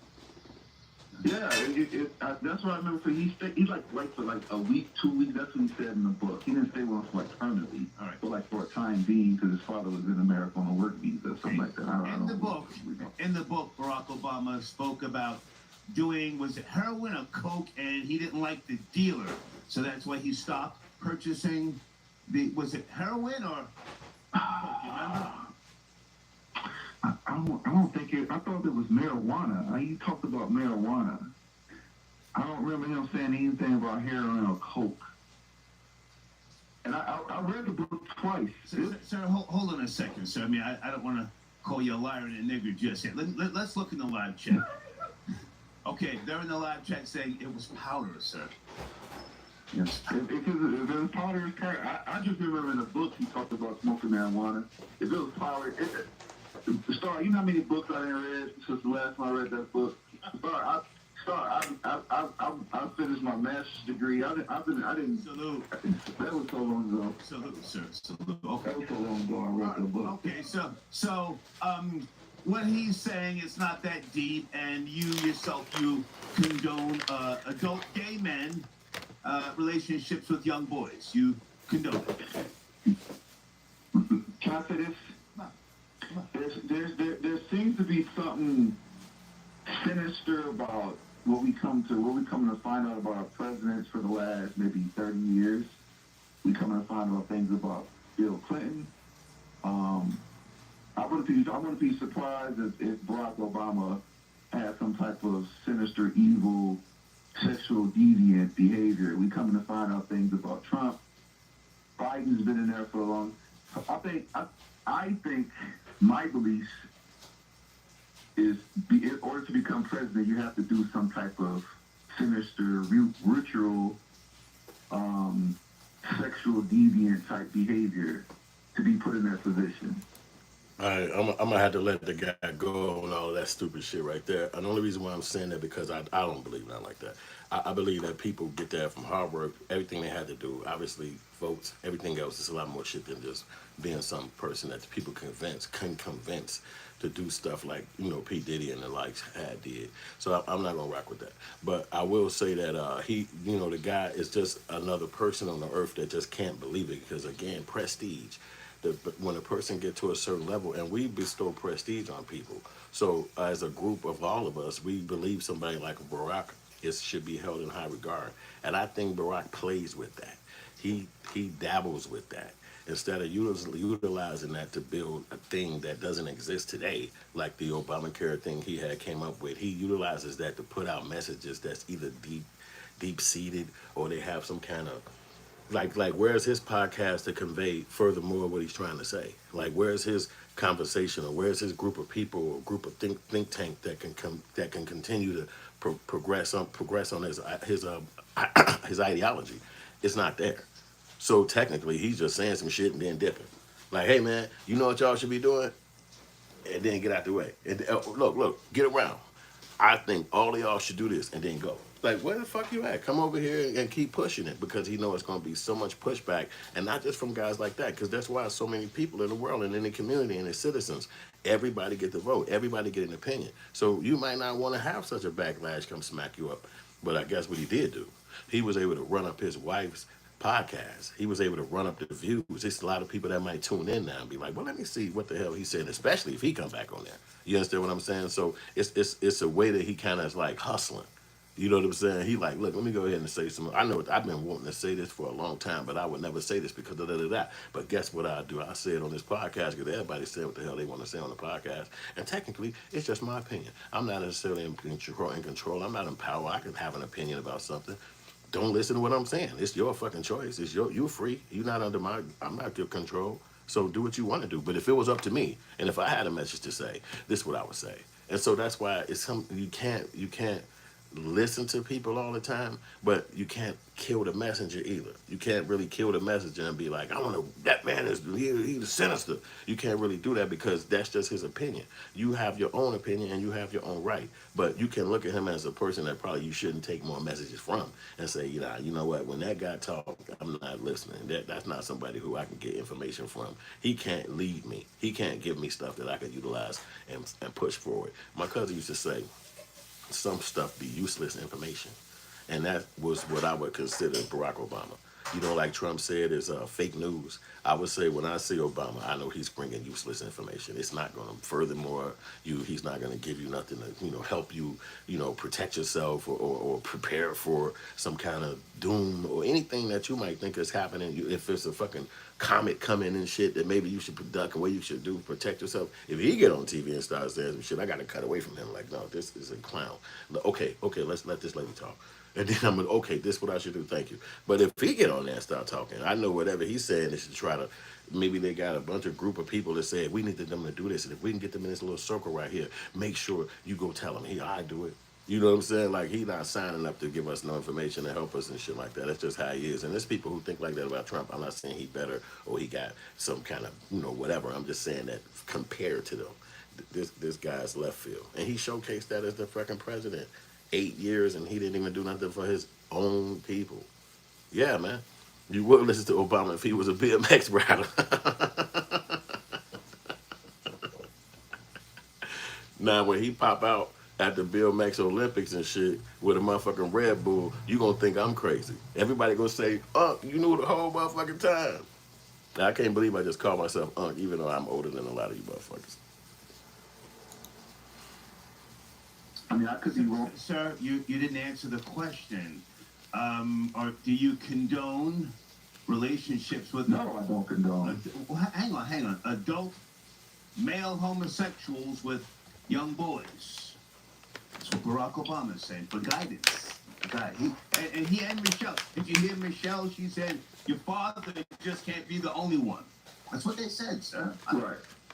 Well, no, see, that's what I'm saying. She said your father can't be the only male figure you have in your life. Not the only, male figure. I do agree with that. Your father can't be the only male figure in your life. Because like I was saying earlier, you have to pick good characteristics in men you see in life. And pick those good characteristics you want to apply to yourself. You know, I don't want my sons to just do everything I did or me be the only influence on my sons. I want them to have other greater influence. You know what I mean? I'm just gonna say this, and then I'll let you land your plane. I'm not homophobic. Okay. I'm not homophobic. But if my son comes to me and he wants to be mentored by an older man who's gay, then I failed my son as a father. Okay, land your plane. You know, okay, I can see that. But if you done your job with your son, then he wouldn't want to go that route. That's what I just said, sir. I let my sons listen to you to kind of see if they can to see what type of influence you can have on them. You know what I mean? What type of influence they can get. So, you know, but as far as that part, you know, I'm kind of skeptical also. I'm kind of like, okay, you know what I mean? Be careful with that. So I appreciate the call, sir. I appreciate you. All right, sir. Thank you. Okay. Let's try area code 804. Hey there. Good evening. I just played a video. You don't have to agree with me, but Barack Obama talking crazy, in my opinion. Are you there? 804. Yes, sir. I'm here. How are you, sir? Where do you want to start? I can't agree with that, AV. All right, sir. Actually, I was going to call and talk about Superman, if that's okay. Please. I watched it, so come on. So I liked this movie. I'm not going to lie. Me and my fiance saw it. I ain't giving a fuck about no damn Superman at this point. But I will say that just listening to old boy talk, it again at the end you heard the guy say, no, I'm not gonna do that. But you know, I mean, I want my son to be having my influence. You see that a lot of guys just not gonna rock with that. And even though Barack Obama is a great leader and he might have did what he did to become who he became and all that stuff, you know, Harvard Law, married a black woman, stayed on the south side of Chicago, did stuff with the social, what they call those kind of social something, you know what I mean? And the people was dissing him real hard. And I think that's what helped him become the president, is everybody was just seeing the diss and seeing all of the major people that was running things dissing him and looking down on him and being like, man, you're a clown. And we all like, no, y'all clowns. We've been watching y'all do it. Y'all ain't really did nothing all spectacular like that. And so Barack Obama had a better chance to try to get on there, and we supported that. But I think it's not being in the limelight too long, or he ain't where he want to be right now, or he just feel like He don't really care for the people like that, so he could say whatever the fuck he want to say. And it's crazy, but in case you ain't never heard what Barack Obama said, let's play it so everybody's up to par with what he said. And that's one of the things that I think a lot of times boys need is not just exposure to one guy. One dad. One dad. No matter how good the dad is. He can't be like, everything. he can't be everything. And then that boy may need somebody to give the boy some perspective on the dad. Yeah, right? yeah. One of the most valuable things I learned as a guy was I had a gay professor in college. Oh, no. At a time when openly Yes. gay folks still weren't out loud. Who became one of my favorite professors and was a great guy and would call me out when I started saying stuff that was ignorant. You need that to show empathy and kindness. And by the way, you need that person in your friend group so that if you then have a boy who's gay or non-binary or what have you, they have somebody that they can go, okay, I'm not alone in this. Yeah. Right? So should I play it again? Just one more time. Listen intensely and listen to Michelle Obama. Amping up the set. And that's one of the things that I think a lot of times boys need is not just exposure to one guy. One dad. One dad. No matter how good the dad is. He can't be like, everything. he can't be everything. And then that boy may need somebody to give the boy some perspective on the dad. Yeah, right? yeah. One of the most valuable things I learned as a guy was I had a gay professor in college. At a time when openly gay folks still weren't out loud. Who became one of my favorite professors and was a great guy and would call me out when I started saying stuff that was ignorant. You need that to show empathy and kindness. And by the way, you need that person in your friend group so that if you then have a boy who's gay or non-binary or what have you, they have somebody that they can go, okay, I'm not alone in this. Yeah. Right? So And I think the guy's crazy for what he just said. And I'm saying that because, like, if you listen to his wife at certain points, she's finishing a statement as if they actually have had this conversation at the house. So they around the crib and they having conversations, and she's like, yo, you know what you need to talk about? You need to talk about that conversation you had with me when you were with your professor. And he's like, I would never tell nobody about that. She like, you should. The way you talk, you can say it so eloquently. You can come on my show. He like, I'm not talking about that. Look, I'll tell you how to say it. He thinking like, I'm not, listen, babe, slow down. I told you that. We're in a relax. She like, no, listen.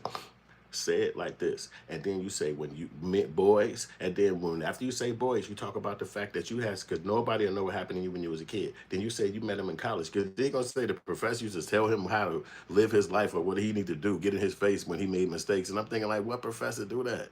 Like, if you ain't cool with no professor to the point that he could be like, Barack, come up front. I saw what you said to her over there. You need to check yourself. And every time I talk to you, man, you come in this room, quit acting like that, all right? Get yourself together. What kind of drawers you got on? Like, what the fuck, man? Hey, professor, come on, man. Just give my goddamn homework, man. Let me get out of here. Like, how is this guy saying that this guy is funny actor? And then what? So it's almost like this. You was doing whatever you could to stay in the good graces of this professor, even if it might have asked him to come to your house and do something crazy. Look, this happened to me in real life. Real life. I'm from my hood, right? So my neighborhood is a college about, I don't know, 20, 30 blocks up. I said, fuck it, I'm finna go to school. I'm finna go to school, right? I'm black dude and shit. I got dreadlocks. I hadn't even grew dreads at this time, so it was like little cuckabugs and shit that you just twisted up. That's how I walked around with my fucking hair. So anyway, I'm in school. I'm sitting in the fucking class. It's one of them history classes. So I'm sitting in class and shit. End of the class. Professor, he was a white dude, and he was in a wheelchair. So as we ending, he's like, hey, to me. He said, yo, can you help me to my car? And I'm thinking like, the fuck this dude talking? It's like fucking 42 people in this bitch. The fuck was he talking about? trying to be a nice person because I'm a freshman and I'm like 25. I'm just trying to go to college and shit. I ain't trying to sell weed no more. I'm like, I'm finna go to school. I'm finna be a filmmaker, all this shit, right? So it ain't no digital nothing. That shit don't even exist. So you know, anyway, I'm at the school and dude asked me to take him to his car. I push the thing and shit till he get to his car, right? He that's something fucked up with his legs. So then day 2, come back. We gotta go back to class. He hit me up again. He said, hey, can you walk me to the class? So this a white dude. So I'm thinking to myself, like, why bro hitting me up like this? You know what I'm saying? Like, it's all these motherfuckers in the class. He literally just singled me the fuck out. Now, I know I got dreadlocks on my head. It's a lot of females in the college. It ain't a whole lot of dudes, especially look like me. You know what I'm saying? They come into fucking college and shit in this little class. This dude keep hitting me up like, can you walk me to the car? So now like the 3rd time he hit me, he like, yo, I'm having conflict in my head because I'm not used to being around white people. They don't come in my hood. They don't talk to me. They ain't like, I know them. I made a dated some white girls, but this is a white old man. You know what I'm saying? So he like, yo, help me to the car again. So I'm like, no, I'm cool this time. And then I saw like the 3rd or 4th time he had other people helping him, and I just left. I just went and mind my business because I kept thinking to myself like, why the fuck he keep driving at me like this?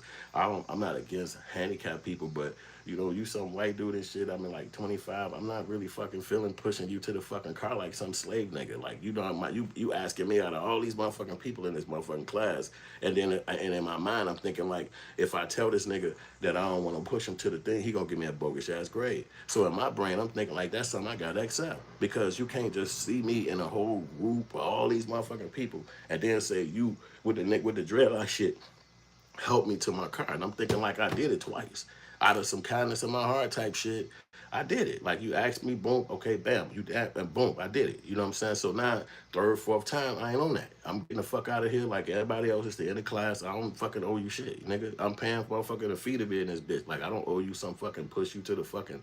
And the funny part about it, I love history. Like that's one of my favorite fucking. I'm in this bitch asking questions, learning shit. A lot of shit I still retain to this day because that's just one of my favorite motherfucking subject matters and shit. I like politics. I got the motherfucking best score in a motherfucking constitution test when I was a little 13-year-old kid. I won the motherfucking motherfucking law class we had when we was being lawyers. I won that case and I was a little 13-year-old kid in that class. So this is something that I enjoy. It wasn't nothing that I looked at like, I gotta go to this fucking class like geometry or some shit like that. I like fucking history.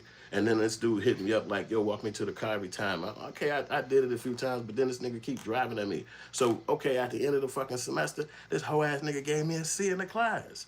And that was some racist bullshit. And I sat back saying, you goofy ass pussy, that's why I stopped doing that shit for your bitch ass, because that's how I felt about that nigga. Even singling me out of them fucking people. And then you, like, I'm supposed to kiss. All these other motherfuckers get to come to this bitch, do they work, do the test, go the fuck to the crib. But you driving at me like I gotta fucking walk you to the car like I'm some hoe ass nigga. I gotta fucking survive in the fucking streets and then be a bitch around you at a fucking college. Hell fucking no, fuck you. And fuck your pussy ass grade. Because that ain't gonna determine who the fuck I am. What's gonna determine who the fuck I am is when I tell your fucking ass, hell no, I ain't walking your bitch ass to your car. Get the fuck out of my face. It don't matter that you dealing with that. You gonna tell me out of the fucking people, grab and help you out. And the fact that I helped you out twice, you wanna shit on me on a fucking grade? I took it on the chin. Because at the end of the day, my dignity wasn't smacked. You gotta know, bitch, and fuck you in your punk ass grade, because it was wrong, but he was bogus how he treated me, because he felt like I told you what the fuck to do, and you can't just leave about this motherfucking semester. You gotta come stand over here and walk me to my car and make sure I'm safe. Get your bitch ass out of here. But that's just what I went through as a young man, and I ain't like that shit. So I can't understand what this nigga talking about, a fucking professor, some nigga that could tell you some shit, and now you walking around like all in your head all night long watching TV like, man, you heard what he said to me? I guess he ain't right. He ain't wrong. Get your goofy ass out of here. Nobody told your bitch ass like that. You trying to make other people see shit from your perspective so that they can have this psychology in your brain. But remember what Barack Obama said. He said it didn't happen to him till he was 18. But if you hear his conversation, he's saying, you are the boys need this. Boys need that. His wife over there like, yep, say it like I said. You trained your ass over at the house. Get it right. Okay, cool. Get the fuck off my podcast. So I just wanted to hit y'all with that because this nigga's a different level. Okay. Gadoofi. Boy who's different level. Who's gay, boys need. Jermaine, when soup, here's your boy. Here's your king. And That's one of the things that I think a lot of times boys need is not just exposure to one guy. One dad. One dad. No matter how good the dad is. He can't be he everything. can't be everything. And then that boy may need somebody to give the boys some perspective on the dad. Yeah, right? yeah. One of the most valuable things I learned as a guy was I had a gay professor in college. Oh no. At a time when openly gay folks still weren't out who became one of my favorite professors and was a great guy and would call me out when I started saying stuff that was ignorant. You need that to show empathy and kindness. And by the way, you need that person in your friend group so that if you then have a boy who's gay or non-binary or whatever, they have somebody that they can go, okay, I'm not alone in this. Yeah. Right? So should I play it again? Just one more time. Listen intensely and listen to Michelle Obama. Amping up the set. And that's one of the things that I think a lot of times boys need is not just exposure to one guy. One dad. One dad. No matter how good the dad is. He can't be everything. He can't be everything.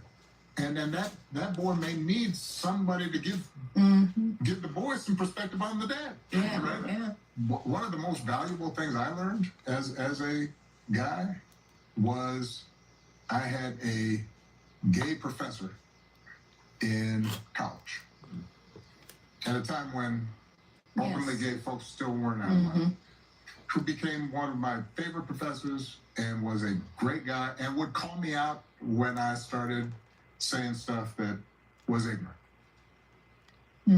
You need that to show empathy and kindness. And by the way, you need that person in your friend group so that if you then have a boy who's gay or non-binary or whatever, they have somebody that they can go, okay, I'm not alone in this. Yeah. Right? So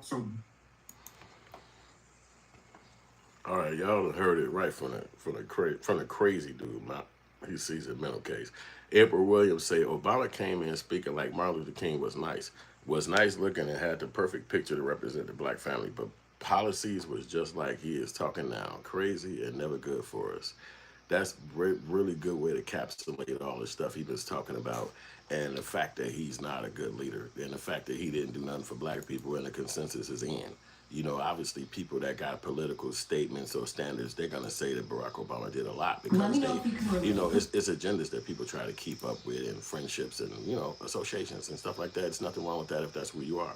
But the overall consensus in the black neighborhood and the black community is that they did nothing for black people. So he did nothing for black people, and that's just what it is. So will he change?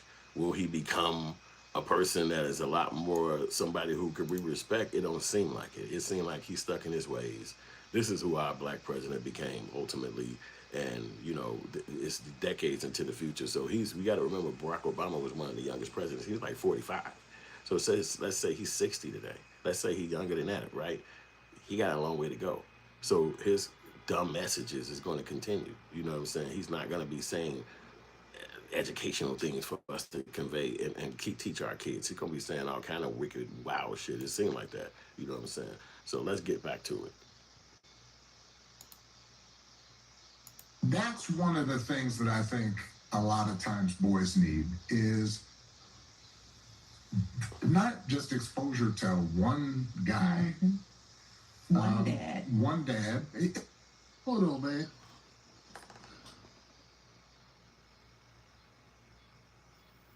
That's one of the things that I think a lot of times boys need is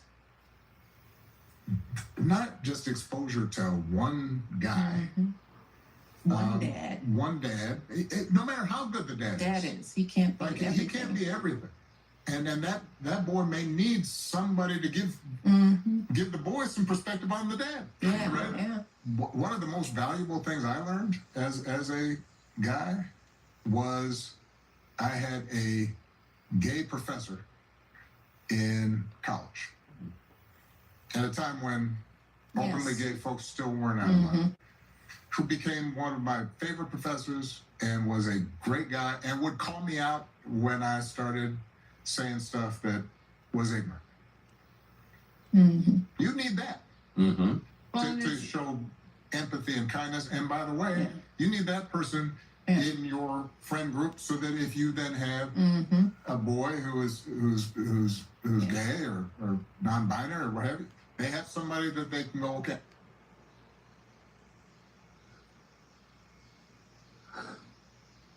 Throughout time, families have consisted typically of one man, one woman. And somehow that was enough. Now it could be the wrong woman or the wrong man. Hit the like button. That's possible. But to go on a podcast and say, you need more men in your life, I don't know, it seems weird to me because I feel you, life. we need our dads in our lives. But who's to say, like, I don't know, man, it just seems weird, like he's pushing, it sounds like he's pushing an agenda. You know, like, why would he have to tell you this guy is gay? This teacher, whatever he was. Who cares? It was just a guy who had different thoughts. He was a mentor. Why can't you just say, boys need multiple, how about people need multiple mentors through life? Why can't you just say that? I'm sure there are women who need something besides just their mom. You know? And that's a great point right there, because you know what would have been funny if he would introduce the lesbian females he got around his daughters, or had around his daughters, or the fact that they're in college right now, has he been trying to push them to go find somebody to help mentor and help raise them at this point, since he's not around them, and at least one of them should be LGBT. No, he didn't say nothing like that. He made no distinction to his own family. He made no distinction as to saying that if what he's saying is true, because by true trade, he's actually seeing it happen. No, he's just saying it in an open space message and getting the hell out of Dodge before anybody can say anything. Hit the like button, hit the like button, hit the freaking like button. That's why when you said that, life, that's what made me think about that, because I hadn't thought that. You know what I'm saying? Like, you were like, where's his daughter's mentors? They and here's the crazy thing about it. Barack Obama is telling you how to raise your son, and he doesn't even have a son. And he's saying sons and boys, but he don't even have one. So how could that be a message? How could that be a message to you about what you should do if you don't even have one? That's like a single person telling you how to keep yourself married. How? You ain't even been married. For whatever your reasons are, you decided not to get married. That's like a person with no child telling you how to raise your kid, and they decided not to have children. So it's like, what? That's going to be a little off-put. So then, if you listen and hear what his messaging is, he's talking from his wife's perspective, because she had her father. She was raised by her dad. So she's telling him, this is what it was like to have a father. This is what it was like to have a father every single day in the house, Monday through Friday, Saturday, Sunday. This because my dad was at home with me. So this is what it was like to have a dad. And so he's sitting back listening to it, because, you know, she black, she from the South Side. He listening and all that stuff. Okay, so this is what it was like, this is what it was like, blah, blah, blah. Now you take his messaging from his wife and his messaging at his job, and now he meshed them all together. You know what I'm saying? He ain't looking at it like his own life, because you could just go ahead and adopt a child. You and your wife are super millionaires. Y'all can adopt a child and then go get a gay person to help raise them or help be around them. Like, well, what's wrong with that? You don't even have to tell us about it. You can show us. And you can say, yo, and we go over to Tommy's house and we have barbecues and we hang out, and that's his husband, Tim, and we none of this is happening. You know, none of this is showcased. Like, where's yours at? You could do it right now. They rich. You can go get a little kid from overseas. They'll fuck around and let Barack Obama and his wife have a white kid. You can go get a kid from Ukraine. You can go get a kid that's left on the side in Russia, and you could be like, we're gonna raise them. And I told you what we was gonna do. We're gonna actually do it. You know, so that's one thing where you could respect a lot of the rappers. A lot of stuff they saying they actually do, and especially right now today. So that's why it's like, where's your actual list? You just saying it. You know what I'm saying? Let's get back to the message. What a different perspective. Just to hear it out of a different voice sometimes, even if it's the same thing. But still, it's coming from somebody else. I mean, we get that in multiple ways. You get that going to church. You get that playing on a football team, a basketball team, a soccer team, hockey, running track. You get that from a guidance counselor. You get that from an aunt, a grandmother. You get that from multiple sources. And I'm sure men can get it too. It's like he's got this weird fixation on trying to tell men on how to be men. And I think it's because he don't even have no damn sons. Yeah, dog, if you don't have no sons, if you wasn't raised by a dad, how the hell would you know?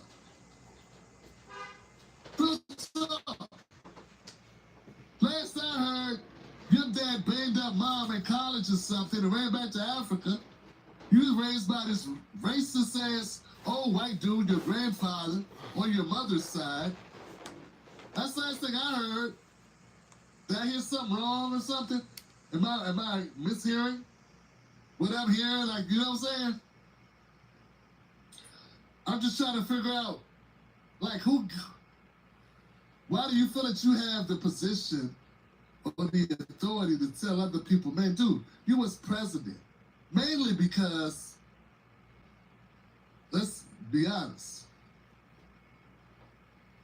John McCain was a fossil, and people are racist as hell against Mormons. In fact, if John McCain's, if the same amount of people came out for Mitt Romney that came out for John McCain, you wouldn't even got a second term.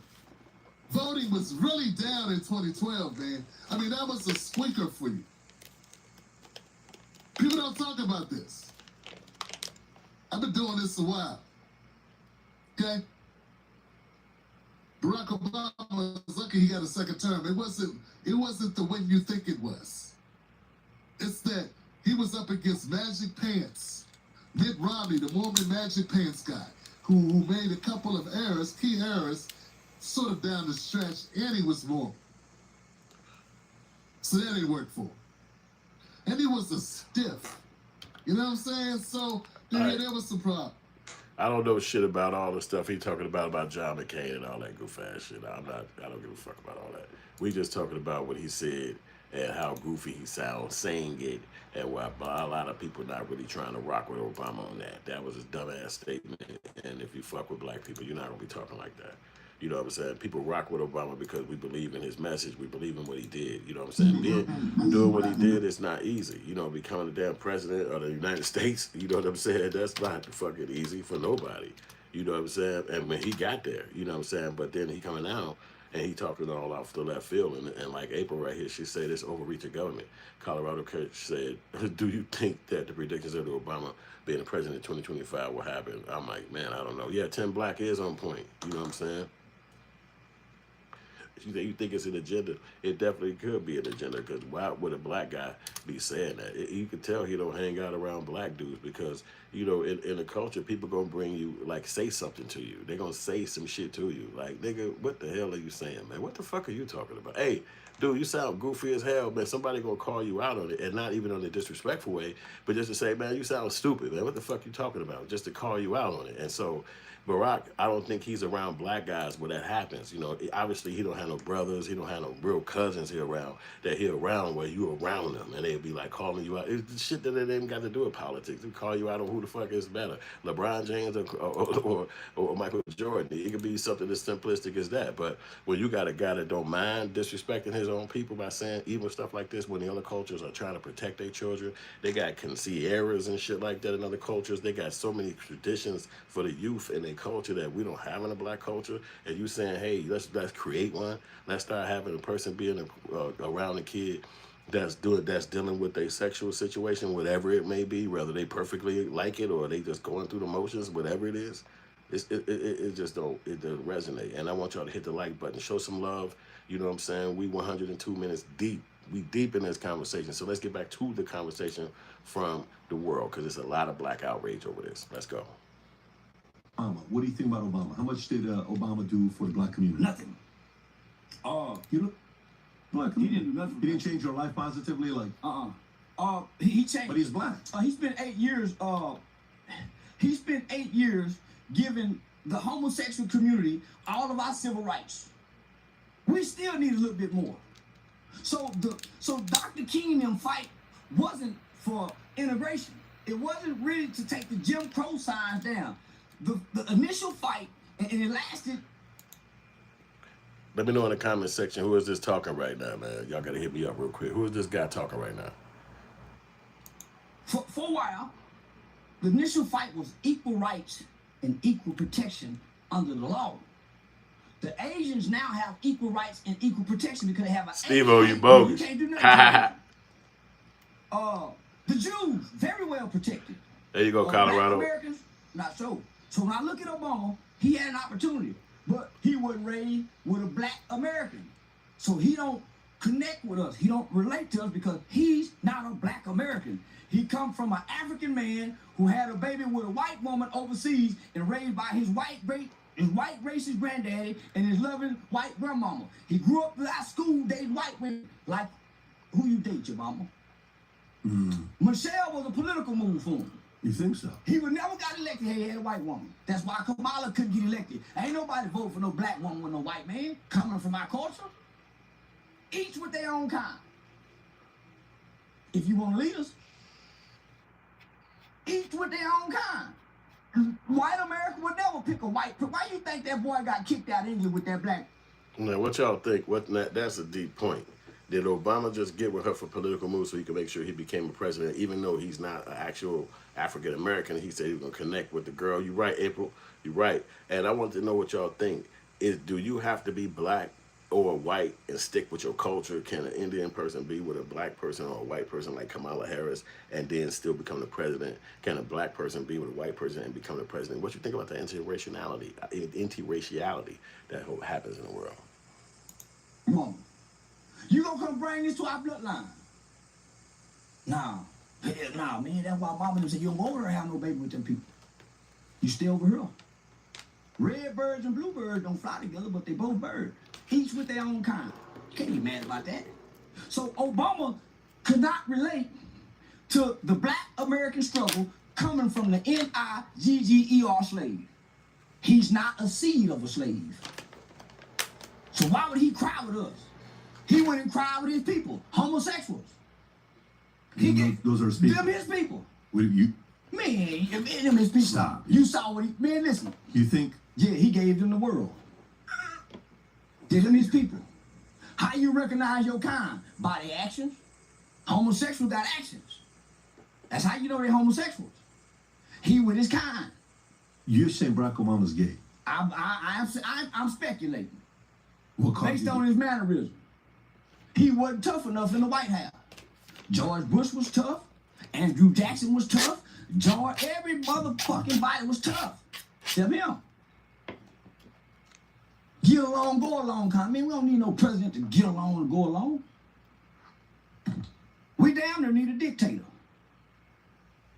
So, nah, man, I'm Trump all day because America needed something that he had never had. They needed somebody that wasn't a politician. Couldn't get a soldier. Shit, we got a con man. This man done played all kind of roles. He done been in every role. He done been in every face of every ethnicity in every culture from what, the 60s to now. From being on Apprentice to dibbling and dabbling with all the hip-hops, Don King, Mike Tyson. So, man, this man is a black icon of us. Oh, you're calling not a con man. What do you call a chameleon? Let me just break this down. A con man is not a crook. A con man is a short term for a confidence man. Ah, I got what you're saying. Okay. Yeah, they just turn into con. A confidence man. Well, even though he's never been in a fight before, you're okay with that. He's still your president. One time I got asked, could I level a house? Because I'm a confident man. Say, hell yeah, I can level that house. Took me all summer to do it. Could I do it? No. Didn't know it was damn hard. Underpriced myself. But I'm a confidence man, so I believe I can do anything. Man, if you mess with me, I believe I can whoop John Cena. Physically, probably not. But you can't tell this little mind. I can't. As impossible as it seems, I think I can. Man, that's what I tell myself. In any situation. Who fed this to you as a kid? Were you ever in The sales? books. Were you ever like... No, the books. The little red caboose. Which books? The little red caboose about the train. That's it. All the stories that they tell you as a kid. So, man, I had toys, but I read books because it was a form of traveling as a kid. This book. Yeah, I think I can. I've been in a little red caboose. So they tell you things as kids. That trick you. Sticks and stone may break my bone, but words will never hurt me. I make myself believe that. Affirmations. Man, so you hear sayings and folklores and things that you hold on throughout life from wise people. Yeah. There's many stories that children can get out of these kind of books, but now they got gay stuff, so kids can't get this kind of inspiration and motivation when they feel like a little bit of red caboose. Say what's up? So he got a lot of conversation. You know, Charleston White, he hit him over the head. But I believe what he said about Obama. I agree with a lot of stuff he was saying about that, about the guy not necessarily doing nothing specifically for black people. He felt like his agenda was that specifically, and that's where he was at with it. You know what I'm saying?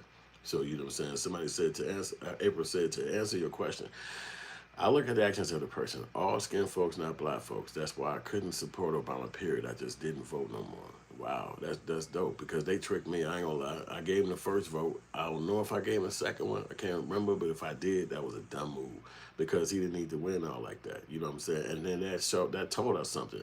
White people gave us a bone and we took for it. And now we learn, we learn, you know what I'm saying, a lot more. And it's just like that, you know what I'm saying, how you have to learn from your mistakes. We had a bigger mistake when we voted for that guy and gave him that type of stature in our culture. Hit the like button to show some love.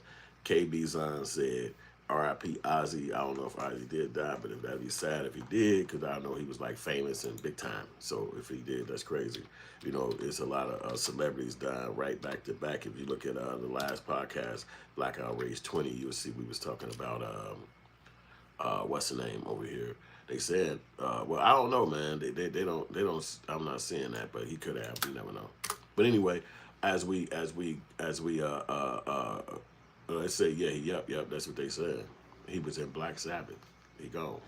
So rest in peace to the guy. But anyway, as we go back to Barack Obama, it's great to have a message that you want to put in your kids' head. Don't let none of these crazy dudes put no message in their head because of their stature, or because of their legacy, or any of that stuff, or their prestige. These guys are humans and they flawed, and they have issues that they need to confront, that they need to deal with. Even if you told Barack Obama that he's coming off not too, lovable, for lack of better words, to the people, he's not going to want to heed that, because he's going to have a level of, I'm hierarchy, like I'm at this position and you're over there. Like, what are you talking about? You know what I'm saying? And so that's just how he gonna go. I've been letting a whole lot of black people talk. I want to see if a white person got something to say. You know what I'm saying about it. Let's see if this is a white man. I don't know if it is, but we'll see in a second when they get done with this little 5-second commercial. Sometimes they'll play one and it'll be over. Yup, they did it this time too. Could be a white guy. I just want to see if the white people got a perspective on this, because not all the time do you hear their perspective. You are being a role model for dealing with a child that's transgender. Absolutely. And that's, that warms my heart, particularly as a black man. Would you Speaking of transparency and lies, Barack and Michelle Obama have decided to appear on camera for the first time in a year, I think, right? Right about now is the Democrat National Convention. This is the last time you saw the two of them together. Michelle skipped all of the festivities for the inauguration and has since then launched a podcast with her brother, something you don't do when you're happily married, and has not been seen with Barack Obama, and has instead used her miniature podcast audience in order to trash her husband time and time and time again. Virtually every single episode is about how much she hates him. And totally weird. So I guess that now they've been forced to do a very awkward interview together. Awkward and anxious during frank discussion about divorce rumors. Body language experts saying that Michelle Obama and Barack Obama who appeared on the podcast together. Body language expert says that there's more than meets the eye. First Lady was awkward and anxious meeting her husband. There have been rumors about them getting divorced for a very long time. Michelle clapped back at the speculation, saying there has not been one moment in their marriage that she thought about separating. Really? What about the time that she said that she didn't want to bear sons for Barack Obama? It's like a literal thing that she said. Completely evil, man. Careful about who you marry. Here's the exchange. Let me tell you how natural this looks between the two of them. It's normal husband and wife stuff. Look at you. Wait, you guys like each other? Oh, yeah, really, huh? The rumor mill. It's my husband, y'all.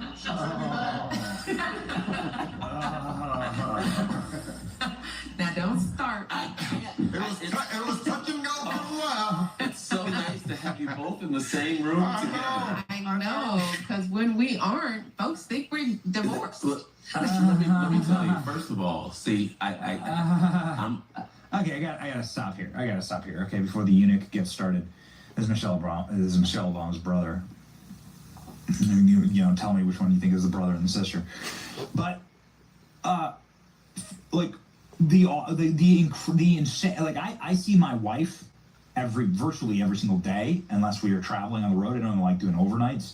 I like sleeping in my own bed.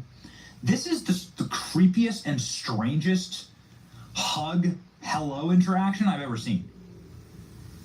I mean, it's like he like dumps her.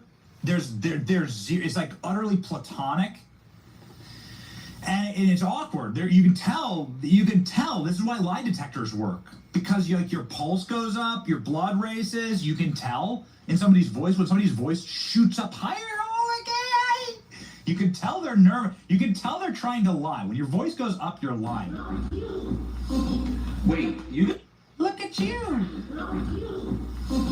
Wait, you guys like each other? Oh, yeah, really.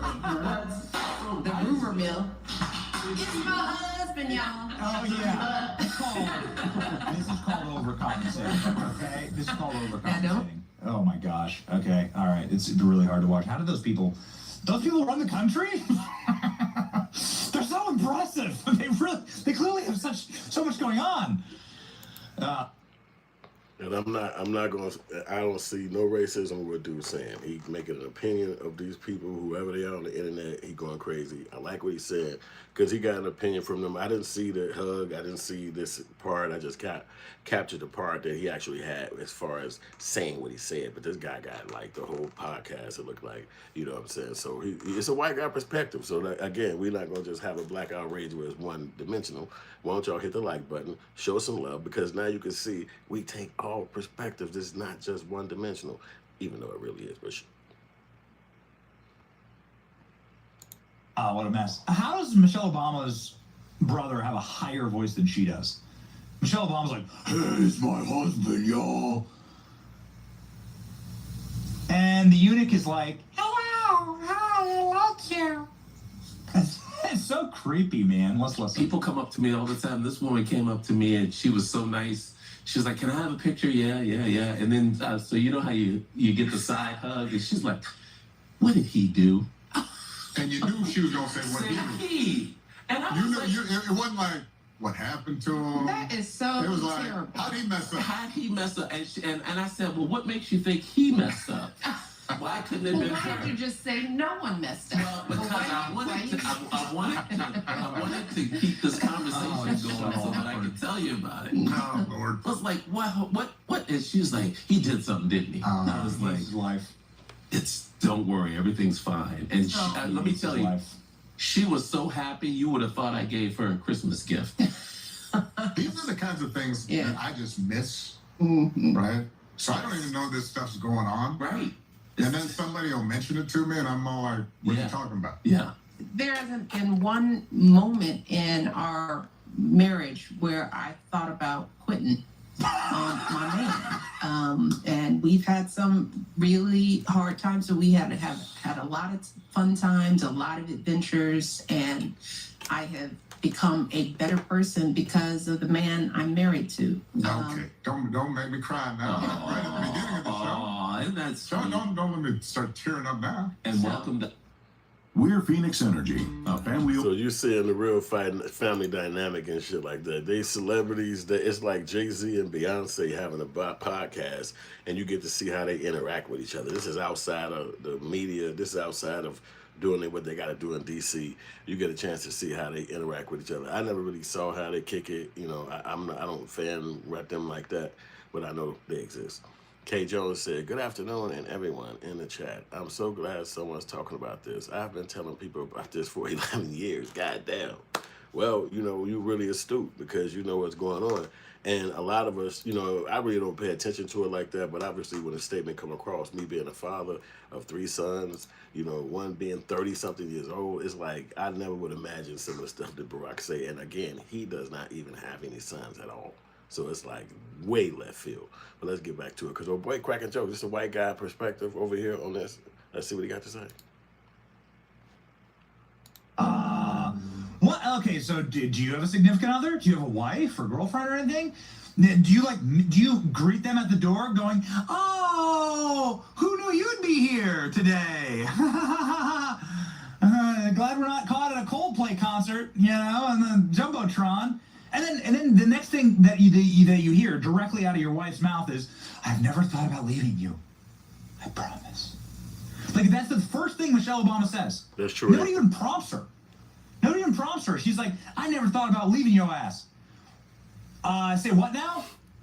Then Barack Obama's like, "I'm gonna cry." I'm gonna cry. Okay, all right. Got it. So that's horrifying. Throwback to Tucker Carlson's interview with Larry Sinclair that exposed Obama was gay. Okay. I'm just saying, it's just interview. It's just an interview. And oh, by the way, Obama says you need to have a gay friend. That's not me saying it. This is Barack Obama saying it. Ladies and gentlemen, former President Barack Obama announced that every man needs a gay friend to learn about empathy while he and his wife, while he was on Michelle's podcast. Obama says men need a gay friend to show empathy and kindness. And by the way, you need that person in your friend group. If you have a boy who's gay or non-binary, or or what have you, they have to have somebody there like, "Okay, I'm not alone in this." All right. Like this, I guess everyone's just out there spitting at this point. Here's Jesse Waters' take on it. Doesn't just want you on the couch. He's telling guys to put down the baseball and pick up a playbill. They have to be able to learn how to be more than just the sport that they care about. And while they get great skills in sports and they learn a whole lot of traits, teamwork, I think we owe it to our boys to be very deliberate about saying enough with sports and let's try some other things. So sometimes it's just a matter of, you know, saying to our boys, you being interested in art, you being interested in, theater, that's cool. Okay. You're cool for being a theater kid. This is what it was all about in the end. Well, I'm a little lost about him saying that point, whatever he said. So I'm kind of figuring out why when he mentioned theater and why would he mention art. It's because rap is what young boys are into. It don't matter what color they are. You can look on any TikTok. It's country white boys rapping.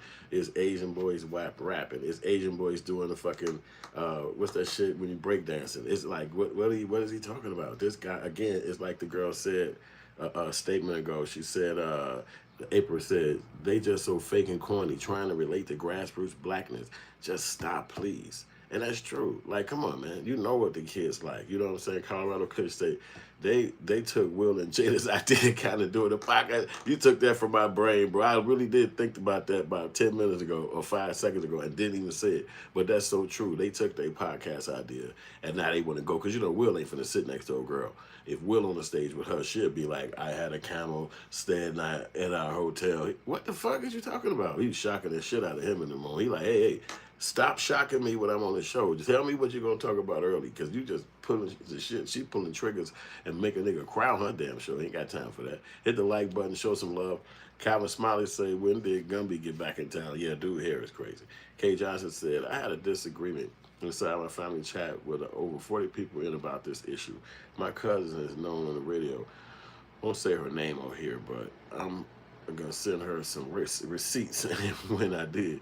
Yeah, yo, and that's true. Like, you know, a lot of people just ain't rocking with that. You know what I mean? It's like, you know, Barack Obama's a leader of the free world. He's smart. He, you know, been making a lot of heavy duty moves, and people are just happy for him. But your talking points today, way off point, way off point, way off beat. Wasn't it, for Barack Obama? It's all acting. It's all fake. Everything's fake. The romance, the relationship, everything's fake. All of it's fake. The oppression, you know, they're both worth $100 million, and that's on the low end. Those are just estimates. They're worth hundreds of millions of dollars. It's all fake. Here's the line, by the way, Barack Obama. Every guy's got to have a gay best friend. Here we go. All right, we got a commercial for about 5 seconds. Get out of here. All right, he's out of here. Oh, hey, friend. I had a gay professor in college at a time when openly gay folks still weren't out of line, who became one of my favorite professors. You need that to show empathy and kindness. And by the way, you need that person in your friend group so that if you then have a boy who's gay or non-binary or what have you, they have somebody that they can go, okay, I'm not alone in this. Yeah. Right?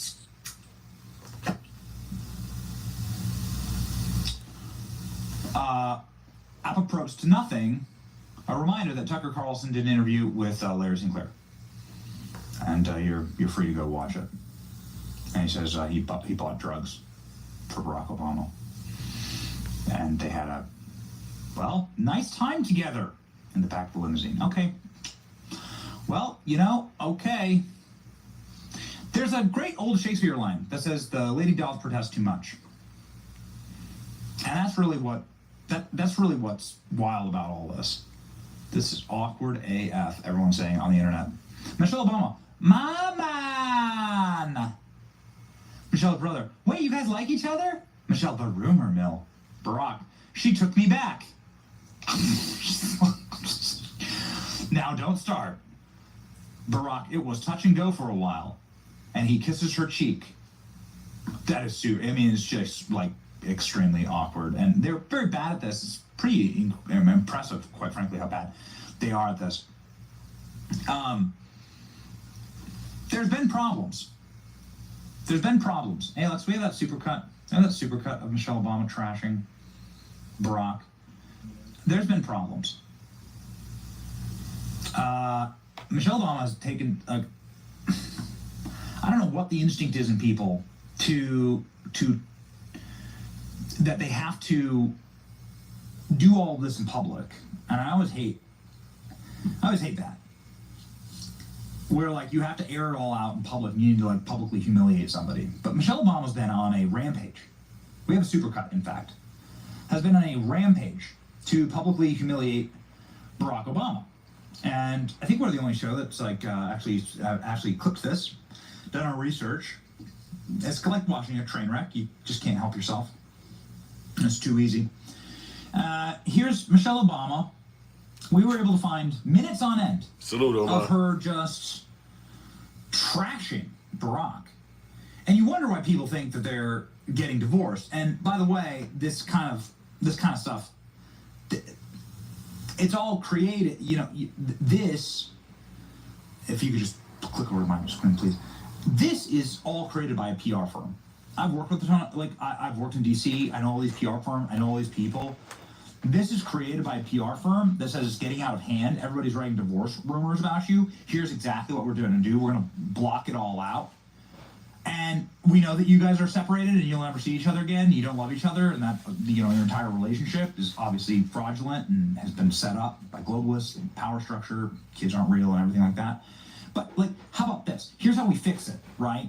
So you're going to sit together in a super awkward podcast. We're going to put it together, and we're going to shove that podcast out there through all the media, and we're going to tell everyone how much you love each other. They do this with celebrity couples all the time. Like, most celebrity couples aren't real. Most celebrity relationships aren't real at all. It's completely manufactured for power. I do find it amazing how Michelle Obama can't help herself, but, like, blurt out, we're together, we love each other. But we went through a lot of hard times. God, life has sucked with you. She said that so many times. By the way, like, another multimillionaire lady you got to feel sorry for, okay? Just remember, that is the #1 victim class in the country is postmenopausal, super rich left-wing ladies. Okay. That go on podcasts and trash their husbands like this. Here we go. I have to say, Brian, if I'm a single girl out there and I find out that Brian Chesky is single and I can, like, stay in his house, have you ever... Right to the relationship, Brian. You don't have to feel pressure. No, but we've never talked about this. He just got here. Have you ever... Her husband was trying to set me up before, so... I'm very invested in I Brian's love life. But so you've never met anybody... The fact that people don't see me going out on a date with my husband sparks rumors of the end of our marriage. I mean, it's sort of, so we still, you know, so that the is apocalypse. It's the apocalypse. It's like, okay, so we don't Instagram every minute of our lives. We are 60. You just are not going to know what we're doing every minute of the day, you know? And yes, I guess we're famous, but we're 60. Yeah, we're real famous. We don't take selfies. I just, you know, Barack was joking. He's like, you don't even take pictures of anything we do. I was like, I'm not thinking about a picture. You know, right, you're trying to be in the moment. I'm really bad at taking pictures. That's right. It's about what he needs as a grown man in the world. That would be... You should have threw a boy in the mix. I'm so glad I didn't have a boy.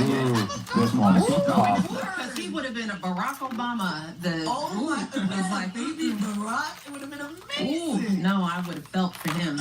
There was a line of people waiting to shake hands with our respective husbands. Okay. You know, people like reaching over our heads and spilling water on us, trying to get to these two, you know, illustrious men, you know, and she had the same look on her face as I did. Like, here we go, you know. And I looked over at this beautiful woman.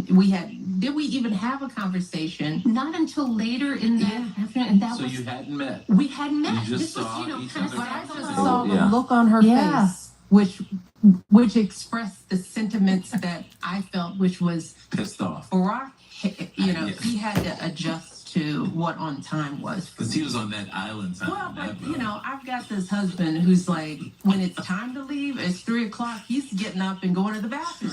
And I was like, dude, like 3 o'clock departure means you've done all that, you know? It's like, don't start looking for your glasses, you know, at the 3 o'clock departure. But he's improved over 30 years of marriage. But that was you must adjust. And Malia and Sasha, if they're doing anything with me, they are early. Right. So they've learned how to snap to it. Well, I couldn't have gotten through 8 years in the White House without my big brother. But you talked me into supporting his run. And he was smart enough to know that he needed to come to you and sell you on the ideas.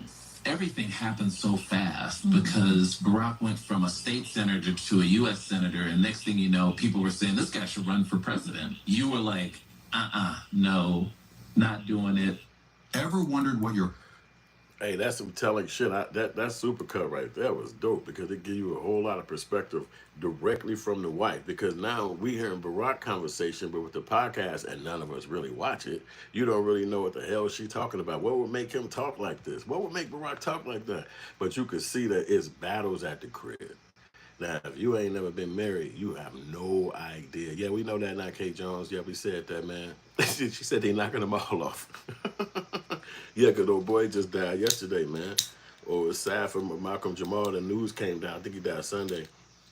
We talked about it real big time yesterday. But it's real sad to see that, to hear this coming down from her voice, because you see that it's battles, man. When you get married, she said 30 years of marriage, you know the kind of battles it is. Just say you're a dude that like to gamble, or you like to hang with your friends, or you like to bar, whatever you do. Your girl ain't gonna like it. She ain't gonna like your friends. And it's gonna be battles. And if you want to get something later that night, it's gonna be a battle. You want to get something in the morning, it's gonna be a battle. And then be weeks go by. You say it's like, yeah, I've been on the road. I ain't even seen her. It's like, I can't talk to you no more. I'm tired of arguing with your ass. Look, hey, book me 4 trips. We can fuck away from her. And he said that she took him back. She probably did take him back. And she said, oh, don't start, because she don't want him to talk about that shit on the podcast, them battles that they have inside the relationship. And then she said she's 60 years old. After menopause, damn, some battles, boy. That nigga was a young man. In his mind, he still got the looks. He still pause. And he could get any girl he want. He rich. $100 million. Like, well, why would he want to be with some argumentative ass old lady? Like, you don't see young men walking out the crib with their hair cut, be like, boy, I'm finna get me an old school chick. She gotta be about 59, 61. That's my zone. Like, you don't even hear nothing like that. You know what I'm saying? So women her age is really scraped out, not getting the love that they might want and desire. And she gonna be battling her husband, because she gonna be thinking that him being at that stature, that level, everywhere he go, he gonna get a certain amount of people that's gonna be a little chick wanna come, do a little thing with him. He like, yeah, let's make this happen. You know what I'm saying? So it's just crazy how the world is. I never heard of that research, Jones, but it's just wild how the world is. You know what I'm saying? So let's hear what old boy got to say about Brother Brock, what Michelle was saying.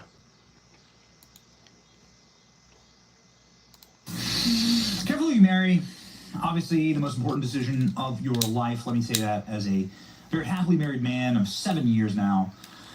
The tale of men's destruction and men who have great potential runs pretty perfectly parallel with who they decide to marry. And if they marry a succubus, if they marry somebody who is clinically and terminally narcissistic and self-obsessed, then you're just going to have a terrible life. You're going to have a horrible life. And I'll end this Michelle bit with all of this. Like, at the very least, these people can tell us who they are. When somebody shows you who they are, believe them. Here's Michelle Obama. You can tell where the animosity comes from is that Barack Obama's more powerful and famous than her. And she's probably always hated that. That's what Hillary Clinton hated about Bill. The people actually liked Bill Clinton, and they hated her. And it creates this like girl boss revenge vector of absolute darkness and cringe and this frenetic psychobabble like this. Here's Michelle Obama on stage talking about how her biggest problem in life is that nobody's paying attention to her anymore. At least they straight up admit it. At least they admit it, right? Subtlety, not equality in these people. People here of all ages who are trapped by their phones. And when you talk about us being disconnected and not talking to each other, I am not out in the world like a normal person anymore. But when I am, people don't even recognize me. You know why? Because they're on their phones. Nobody is looking at each other. I can walk right past somebody with a hat on, and I'm just a black woman in a cap. But that's I don't know. No, I've done it. I don't know about that. I have done it. I fly commercial. I am out there with the people, and folks are not paying attention. I fly commercial. So. Okay. Okay. Michelle Obama's worth $100 million. There she's getting roasted by her brother, who seems like maybe an innocent party here. He was just like a basketball coach. The guy never ran for office or anything like that. I never even heard of the guy. But here, like, good for you. The ball's on this guy. I'm talking about her brother, not Michelle. Roasting her for saying she flies commercial, please. Show me the last time that Michelle Obama flew commercial. Now, while that is really funny in that clip, the best part of it is Michelle Obama sitting there being like, no one pays attention to me. Right? Looking just like the new Predator. That's what everybody says. Looks just like the new Predator. Nobody pays attention to me anymore. Put down your phones and worship me. All right, dude gave us his perspective and shit like that, so we see what he had to say. dude named Benny Johnson on the internet too, if you want to ever look him up and go even further into his conversation. But it's just a deep concept coming from Barack Obama. You know what I'm saying? He really did overstep his bounds, I think, by coming like that and saying ignorant conversation like that. It's towards people saying that what we should do, how we should raise our kids when you don't even have a son. Hit the like button, show some love. We hitting this conversation straight out the park, and I appreciate y'all watching, liking, subscribing. Share the message, keep it going. Keep hitting me up in the comments. April Jones, she been talking about Kay Jones, I'm sorry, he was talking about this 1972 homosexual manifesto research. Look it up for yourself, and you will see what they do. And David Perez said, yo, that Obama scared the shit out of me. Mark Wright said, looks like a Predator film. April Williams, Kay Jones, I will. You want it? Great minds think alike. The only way to learn is to listen. I will read. Yeah, it's a lot of stuff out there that, can give us more insight on somebody like Obama, because this thinking is a little off cap, but I just think, again, he's not around a lot of black people. He's not around a lot of us to give, hold his feet to the fire, as they say, question his conversation. He get to say what he want to say and get the hell out the way. So nobody really get to challenge him or bring him to a question like, hey man, what do you mean by that? Why would you even say that? What does it ultimately mean? Like, what are you trying to convey? He don't have to deal with it. You know what I'm saying? These are the kinds of things Let me go let y'all listen to it again, because everybody got to be understanding what's going on, so you're not jumping in late and then you didn't know what was popping. So let's give it to you. If you come. The kinds of things that I just miss, right? So I don't even know this stuff's going on. Right. And then somebody will mention it to me, and I'm all like, what are you talking about? Barack Obama is addressing those divorce rumors. During the July 13th All right, that's the episode divorce rumors. I don't give a shit about that. Obviously, they ain't finna get no damn divorce. You got $100 million, she got $100 million. What's the issue? It ain't even nothing to break up over about. You know what I'm saying? So, that being said, I think I'm gonna probably just play it again. I'm trying to find it though, but they trying to talk about that divorce stuff now. Oh, they got an old school from 13 years ago. When you go viral, boy, they find all kind of shit about you. This Barack Obama, October 21st, 2004. That's that 20 years ago. God damn. They found some shit, boy. I believe that marriage is between a man and a woman. But I also detest the sort of bashing and vilifying of gays and lesbians, because I think it's unduly divisive. It's unnecessary. Most gays and lesbians are simply seeking basic recognition of their rights. We've got to make sure that everybody is equal under the law.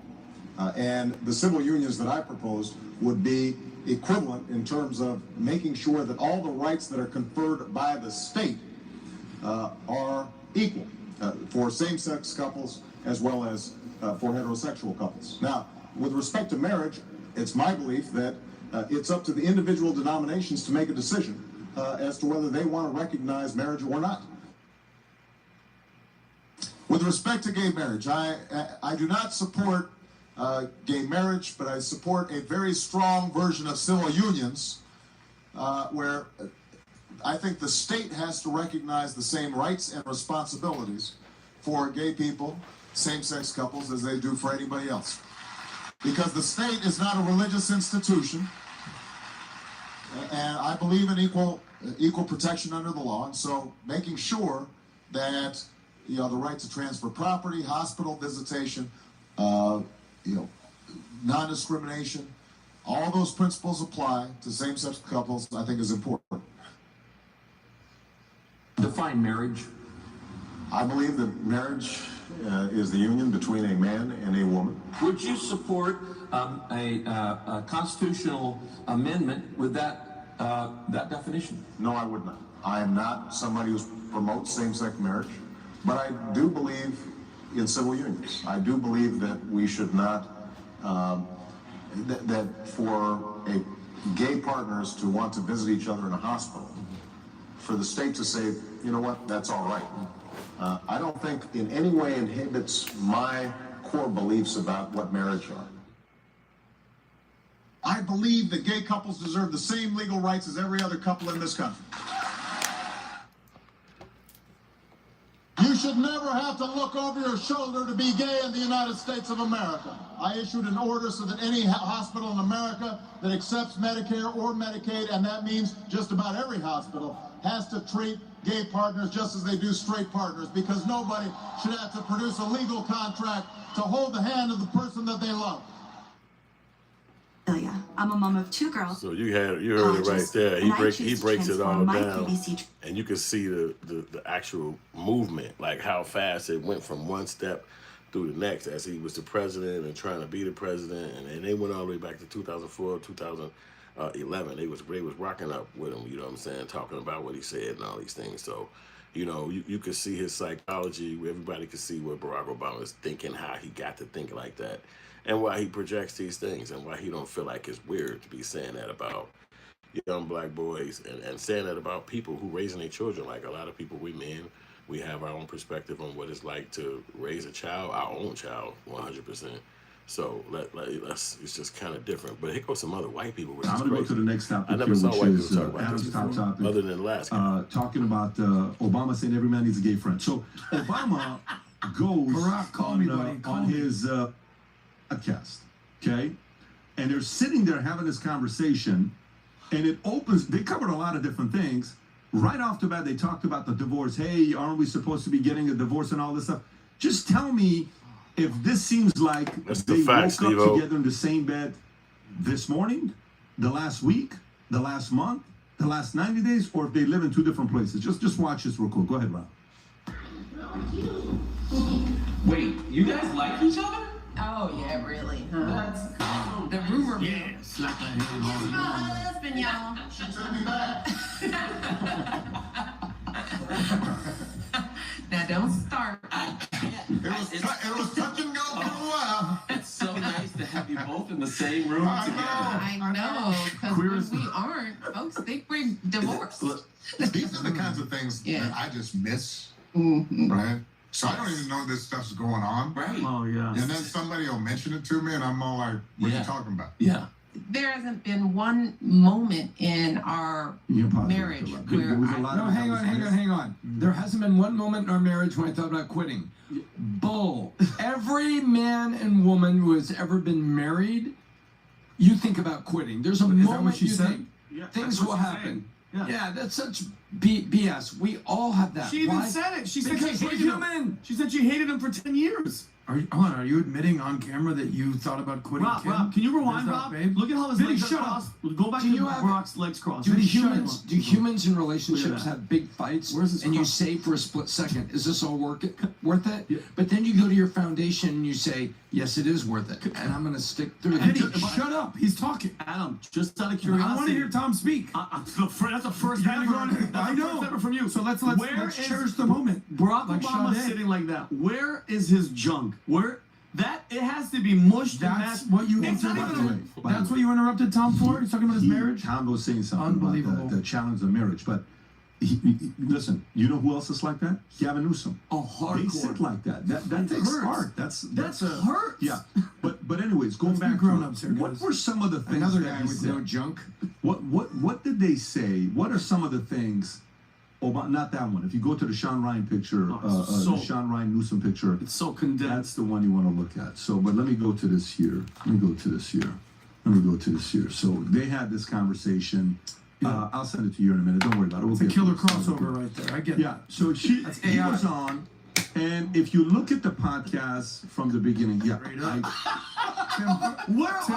right there. Where are they? So they're in there, Vinny. So he goes on a podcast. They openly talk about the divorce, okay? That people think we're getting a divorce, and they're joking about it. And Obama said a few things. One of the things he talked about was about young men and daughters, and I don't know if this is the one or not. I have it. You know which one I'm talking about? Where they talk about progressives, Democrats, and young men? Yeah. He was talking about, it was actually it was going in the right direction of a point, and then he talks about every man needs a gay friend. I'm like, oh, you were making a very good point. And then you say, this is the one where he says, for those of you that don't have sons, Rob, is this the one? I just sent you the clip on Instagram. He talks about for those of you that don't have sons, that only have daughters, which he's talking about himself. We need men. He's making the point of parents who have only girls, they need boys to become boys because our daughters, you know, they want to have a relationship. I think that's one right there. Play that clip, Rob, if you could. Go for it.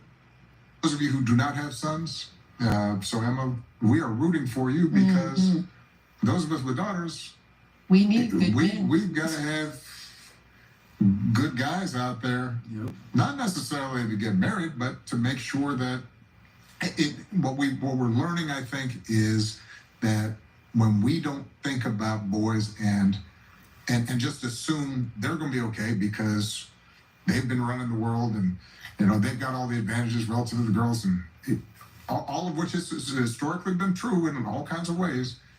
But precisely because of that, if you're not thinking about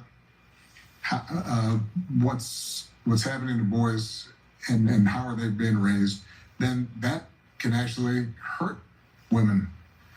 And I would argue that some of the broad political trends we've seen, not just in this country, but around the world, have to do with this sense of, you know, boys, men not feeling as if they are seen, feeling as if they count. And that then makes them more interested in appeals by folks who say, you know what, the reason you don't feel respected is because women have been doing this, or this group has been doing this, or that group's been doing this. Some LGBTQ now, right? Yeah. And that is not that's not a healthy place to be. For those of you who do not have sons. Okay, so Vinny, did you watch it? Yo, that is a weird statement that he was saying. He was beating around the bush hard as fuck. It's almost like he couldn't say it, but he wanted to say it. But if you infer, then you can know what he's trying to say. That, hey, if he almost seemed like, in my opinion, that he was trying to say, yeah, well, if the guys aren't raised correctly, then they'll be out there. They could be a bad thing for females because they got issues, they got mental stuff they dealing with. You know, they maybe not be, you know, strong enough to deal with or have great coping skills. So then that opens up the door for somebody to come to them and say, hey, well, you know, the reason why you're going through that is because it's women. Hence, now you got to infer and think, oh, okay, so that must be a gay person asking them that. Oh, women don't like you and women think you ugly or women disrespected you. So instead of you going to find another woman from another culture, or maybe you move and maybe you find a woman younger than you or older than you, you're gonna just go over here on me and let's come over here on the other side, and it's probably just gonna be better because you're having so much of a bad time with women. And it's like, where the fuck that come from? But that seemed like what he's trying to say in this point. And it's almost like, Barack, just say this shit, nigga. You want more people to be gay, but you got a booklet or something, you taking names, like, just say this shit, man. And then let us make our opinion, but you kept it 100. But they be so fake with it. It be so phony. He don't even want to say it. Hit the like button, show some love. We're gonna keep the message going. And let's flip back to it. Any of the clips between the two of them? I just watched the one, and I sent it to Rob. I just watched like 3 or 4 clips. The one that I sent Rob was the one where he says every guy that I sent to Rob needs an LGBTQ friend. I think I put it in the actual group. Did I put it in the group chat? Oh yeah, no, Rob, I did. I slacked it to you. It's on by Defined L's. Yeah, he just says men need a gay friend to show empathy and kindness. By the way, you need that person in your friend group. Like, so if you have a boy who is gay or non-binary, you have that clip or no? I do. Yeah. This is it.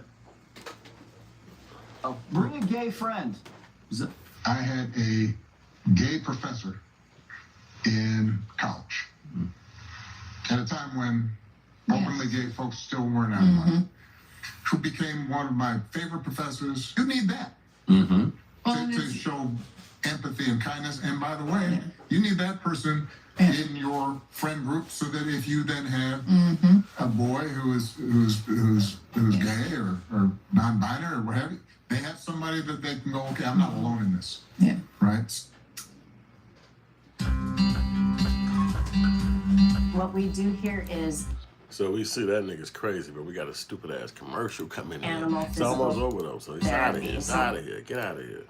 So I listen, just off the podcast alone, I'm not an expert, but just going off of body language and seeing them together and then making the jokes about it with her brother, who I believe is in the LGBTQ community. Yeah, we go out on a limb and say what's it called? He's an ally. What is it? He's an ally? I think that's fair to say. Yeah, he's an ally. I don't, and again, I'm not buying it. That looked like a group that hasn't been around each other for a while. I respect, the stuff with the boys, and we need to have them getting out there more. But mind you, when he's talking about having that gay friend and the gay professor and all that stuff, let's not forget what Barack was writing letters in college to his friend Tom, and where he's saying he was fantasizing about sleeping with men on a daily basis. So this is the same guy. By the way, to each his own, he does whatever, but I'm just not. Do you think that, when's the last time you think that they were in the same room together off of that vibe, that video? Let me tell you, the energy I got, I've been around couples a lot when I'm sitting down with the insurance company PHP, and I sit down with them and I get a feeling how they sit next to each other, both legs being crossed the other way. And, those who are extremely comfortable with each other, those who are spending, you can feel the energy, 100%. That was an energy of, they're not living together. That was an energy of, we have a grown relationship, we've separated, I live in a different place, you live in a different place, we have two different lives. That's the energy I got there, okay? And a part of me, who is a big pro-family guy, I love seeing it. I think it's good. I don't agree with a lot of stuff with Obama. And he was a big contributor to dividing the country in many different ways. But I think he's a guy that's probably, in his circles, probably a good guy. In his circle. Like, think about if he's in his own community. And he's probably gone through a lot of shit as well, being where he's at. It's not easy being a president. I never liked the Michelle Obama victimhood language type of stuff. I even gave feedback saying, go back to the videos you used to dance and be happy. Like, go back to it. You can do that. We don't have to agree politically. I still want to find a way for us to be able to hear each other out and disagree on policies, and I want to see them be together. I don't root for them to not make it. You want to see them make it. However, body language, these guys haven't been living together for a long time. I mean, when he's going and having breakfast with his girls and the wife is not there and he's going to funerals and traditional presidential, things that you have to be a part of, and she's not there at Jimmy Carter's funeral. Maybe not Trump's, I get it, but Carter's, a little weird. And if they do get a divorce, great, announce it, move on. It's 2025 is very different than 1984 divorce. Do you remember, just really quick, when's the last time we even saw them together? Before this? Anybody even, that birthday photo. It was a birthday photo, yeah, you're right. And then before that, who knows? Rough birthday picture. Oh, yeah. No, they've been behind the scenes, and they're rolling him out right now because New Jersey was really close in the election 24. We just had presidential election. It really closed in on conservatives, not just Trump and the Trump wave who led it, but there's conservatism that was rising in New Jersey after all those years of blue state rule and taxes. And they rolled out him now trying to help candidates in New Jersey. And he was at a massive fundraiser trying to help them get it momentum, because now, and a year from now, they need to generate a big war chest momentum during midterms. And New Jersey supposedly is weak in a couple congressional seats, so they rolled him out in New Jersey. I haven't seen him in forever. Is that the message of him giving to the Democrats to toughen up? Can you play that and you go to Whoopi Goldberg and then I'm going to go to that? That's just, when's our time to hit this guy? Go for it. He said, I think it's going to require a little bit less navel gazing and a little less whining and being in fetal positions. It's going to require Democrats to just toughen up. Later, he says he's been... All right, we done with that little group of people talking. They at least had a little perspective, but they coming from a perspective of they think Obama is his wife and him is getting divorced, and so that's why they believe that he talked like that. Is it true? I don't know. But I just believe that the guy's been coming off deep in with some of his rhetoric, and it's not really resonating with people. And we get the right to talk about it. I mean, he's supposed to be the commander-in-chief of the old school one, and you still got a message that you pushing, and it seemed convoluted and dumb, and people get their opinion. And it just seemed like somebody like him will be thinking a little bit more from the perspective of the people, and more, maybe be a little bit more in tune. But right now, he seems like a fucking weirdo. Hit the like button, show some love. Hit the like button, show some love. We've been rocking all this time. We throwing darts at Barack Obama because he went off the deep end and said some stuff that nobody rock with. And I want to make sure that black community is Black Outrage 2020 with Black Outrage 21. And I'm your boy Hood, and you watching Hood Films, and we going right back to the people, what they got to say. zero problems with gay people, for the record. But it's something that Barack said. From the outset of Barack and Michelle Obama's marriage, I gotta be honest, a lot of black men would not be inspired to emulate what he's achieved. Don't get me wrong, being the president and a Harvard graduate is definitely a plus. But being with an overbearing wife that obviously disrespects you in front of the whole world is not something that many black men aspire to do or want to be. Most black men are going away from that agenda if they can, and people are pushing back on such a narrative. But that's not going to stop Barack Obama from pushing his. You see, just because Barack Obama is no longer president, it doesn't mean that Barack or Michelle Obama don't have an agenda. They do, and it's still very clear that until they pass away, Barack Obama and Michelle are going to push liberal policies however they can, and they're going to do it in the black community, especially with targeting black men. Recently, Barack Obama was on Michelle Obama's podcast after a few weeks of just utterly being disrespected by her on that podcast. I'm so glad I didn't have more of that. He would have been a Barack Obama. But I guess bygones to be bygones, right? But Barack Obama is going viral for saying this. And that's one of the things that I think a lot of times boys need is not just exposure to one guy. One dad. One dad. No matter how good the dad is. He can't be everything. He can't be everything. And then that boy may need somebody to give the boy some perspective on the dad. Yeah, right? yeah. Now, the first thing that he's talking about is, you know, young men or boys need a variety of different male figures in their life because you can't get everything from your father. And this is true. My grandfather stepped in when my dad was on drugs, and I had men in my church that helped me and positive role models all around me that helped me become the person I am today. And see, that's what he starts with. We all can agree to that. Like, none of us can listen to what he's talking about and disagree. Like, what he's saying is so true. And that's the intelligent part about it. You already buy in to that notion. Nobody in the world can disagree with that. But wait, there's more. One of the most valuable things I learned as a guy was I had a gay professor in college at a time when openly gay folks still weren't out of mind, who became one of my favorite professors and was a great guy and would call me out when I started saying stuff that was ignorant.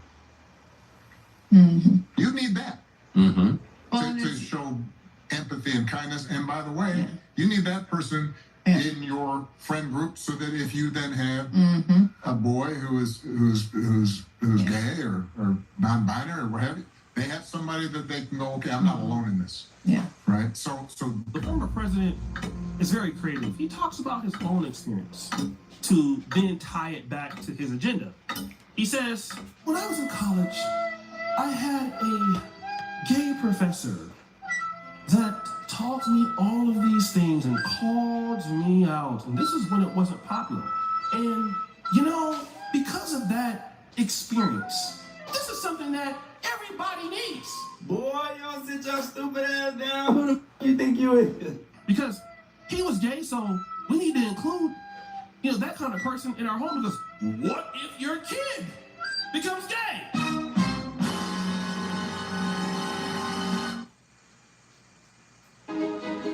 Hi, I'm Jerry Alsbach. I'm the Florida District Manager for Woodside Credit. We're here at Amelia Island.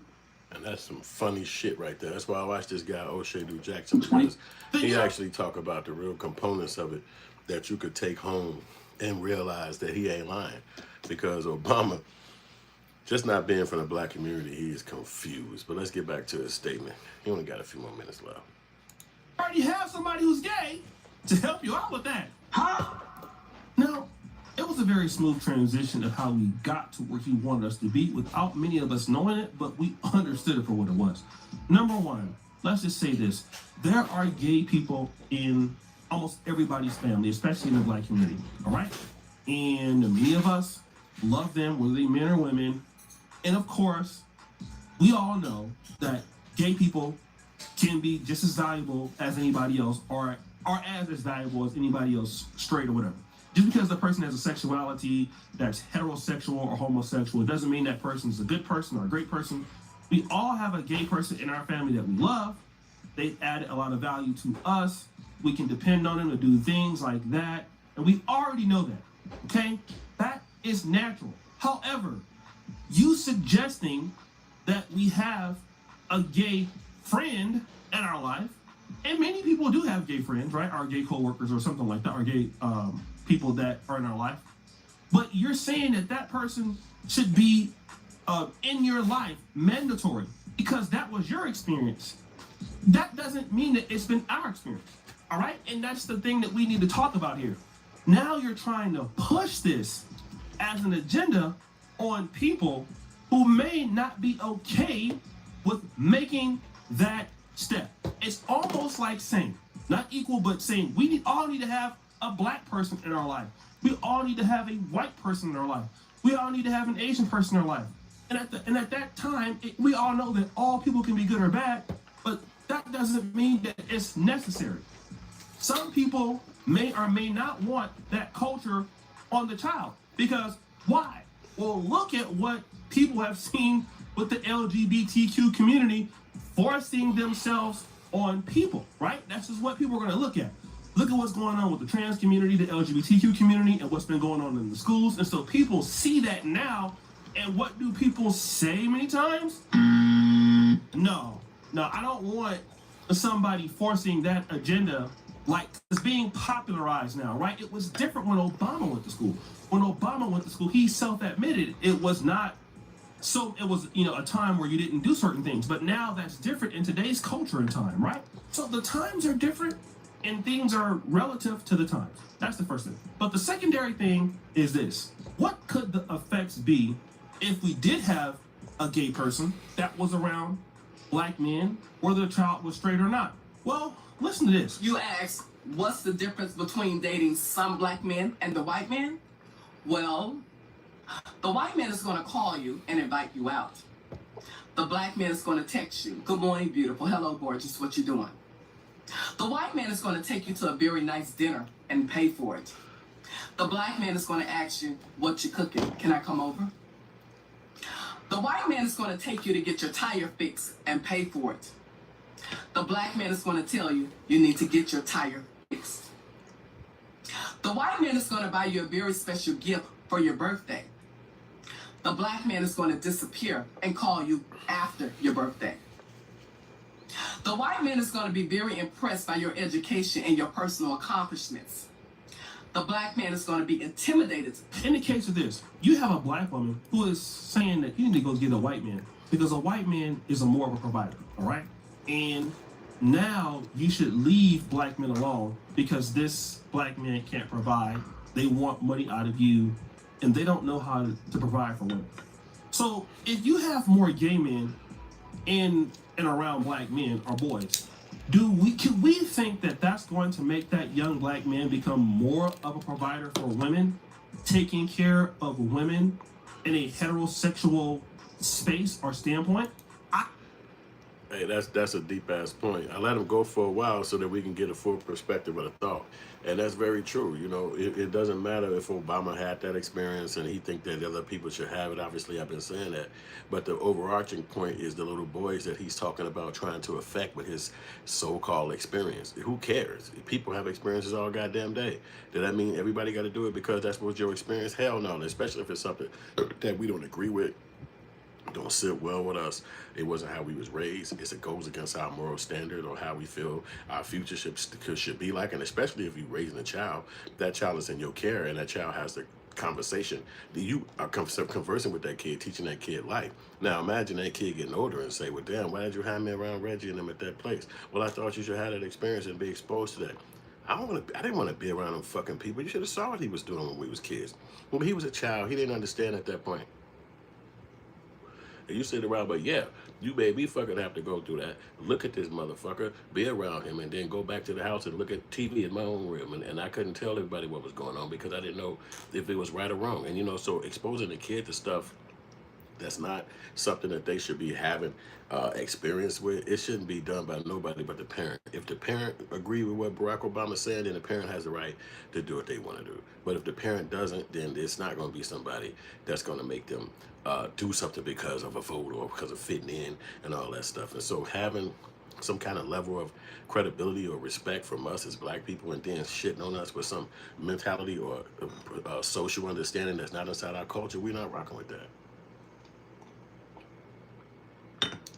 That's what Black Outrage is here for, to have a voice against the stupidity that we all got to keep withstanding, and not a scared voice, and not necessarily a scared voice because of violence, but a scared voice because of what could happen to you as far as your job and all these things and stuff like that. Some stuff need to be said regardless if it's a billion people watching or not. It still need to be said because these guys are not leaders if they leading you down the wrong direction. And sometimes you just need a voice to say, hey, that might not be the right direction. That's what I like to say, and that's what I like to hear. Let me let this guy finish up. Let's get it. Hit the like button. Hit the like button for me. Show that love. I probably guess it won't be the case. And so what will you hear? You might hear some more negative complaints from black women. I'm not saying that you would, but you could, right? And the bridge that you got to cross is hanging around gay black men, is that a solution for creating more provider men that take care of black women?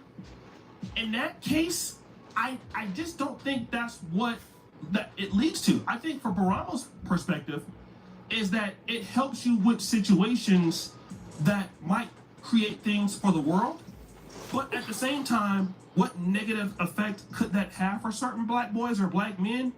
It probably doesn't add to the providership value that black women say that they want. And that is probably what we're gonna come across. In negativity, you're gonna get black women, some of them, that are gonna call black men out there like that. Well, the reason why you act like this is because your uncle is this, or you have that dude in your life. That's why you're acting like this. Now, on the flip side, I'm gonna tell you, some sisters not gonna say that, but you're gonna have sisters in the black community that will say that, and they're gonna come after black men for having these guys in their life. And it's good when it's a liberal policy and, oh, let's support gay this or gay that or trans this or trans that. And then you secretly find that this person that you're dating, when they can throw shots at you, they're going to bring that up. Oh, why you ain't providing for me? It's because of your uncle. It's because of your whatever else. And see, that's the conversation that Barack Obama don't want.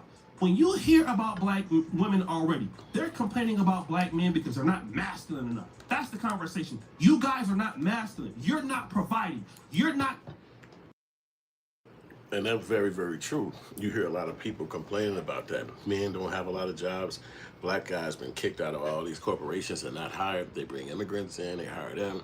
You can't provide for your family. You can't, buy anything. And if you buy something, it's supposed to be like you pulling away from yourself. You're pulling away from the community. We buy so many pairs of Michael Jordans and all this shit that they say. But when you look at it, we've been attacked from so many different directions as a culture, as black folks. Now you even got the president or ex-president telling you that you should even be more feminine and have more feminine understanding inside a world of straight chaos and guns and everything else that's masculine and grimy. But you're supposed to be looking at it like, let me teach my son to be a little bit more understanding and passionate and whatever the fuck he talking about. And at the end of the day, that's not going to get your son to survival standards of the whole, from a childhood to grownhood, because you got to go through a lot of shit in life. It's just the way it is. Your parents won't be standing close by. Your girls go through it too. And it's just life, you know what I'm saying? So you live in life, but you can't control life, you know what I'm saying? So having strength, having coping skills, having God, all these things is how you get through things. But, I'm not going to sit up here and say having a gay friend is going to help you get through issues. Will it? I don't know. But I can't sit here, and that's not going to be on the list of 5 things that I would put out that would help a person try to get through life. You know what I'm saying? So that's why I believe that what he's talking about is asinine and off kilter. It's like this guy just really dumb. And he want us to listen to some message like this. And then the other side, you got the Trump people kicking folks out the country. you can't be here. And I got guns and I got people with guns that's gonna make sure you don't stay. Being on some straight gangster shit. Like, I don't give a damn what you voted for me for. I don't care where you work at. If I catch you, you getting kicked out the country. They shipping people to Africa. You know, trying to make people start a war.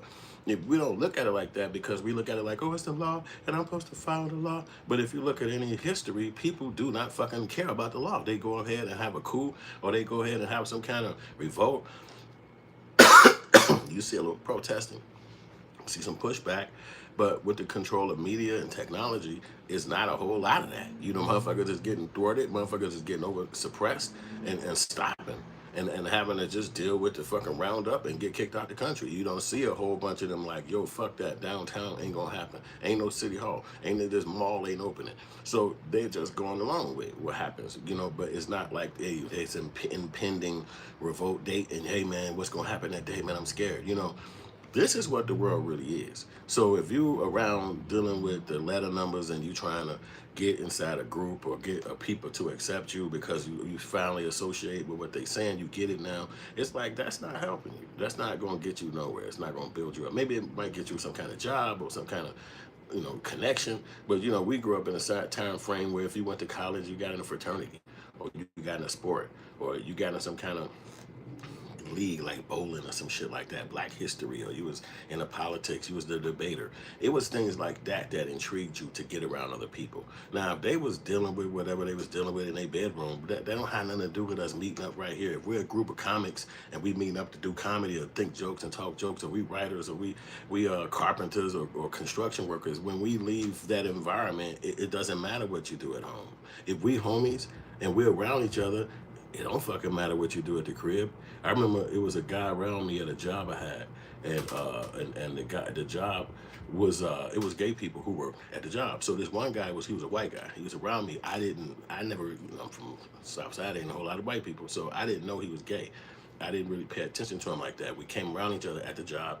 We all had a big ass lunch. So we would kind of talk to each other as we got out the vehicle and walked to the building. And then we would sit at the table and then we went our separate ways. So I never saw him, talk to him like in the hallway, shit like that. I never really knew the motherfucker. So eventually, he was a gay person. And so I didn't know. So somebody eventually told me, and a female was like, you don't do gay. And I was like, I didn't know that. I'd never been around gay men. So he wasn't like flamboyant. He was like a regular person. And she was like, yeah, he got a boyfriend and everything. I was like, damn, I didn't know that. So make a long story short, later, maybe 2 years later, because he wasn't my friend, just somebody who we had like a corporate meetings and shit like that with. He ended up killing somebody. This person ended up killing somebody with his car. And no, the other person's car. And the person died. And so his shit was on the news. And I was like, damn, that's old boy. You know, I was telling my wife, like, that's dude. And she was like, what? This motherfucker went down like that? It was all on the fucking news. And it was like crazy. And so it was shocking me. I was like, damn. So, but they did say he was, you know, the girl told me. So I was like, man, you know, it wasn't like his boyfriend or nothing like that. He got into a situation with somebody that's on the street, like a random human. And then when it hit the news, because the person died.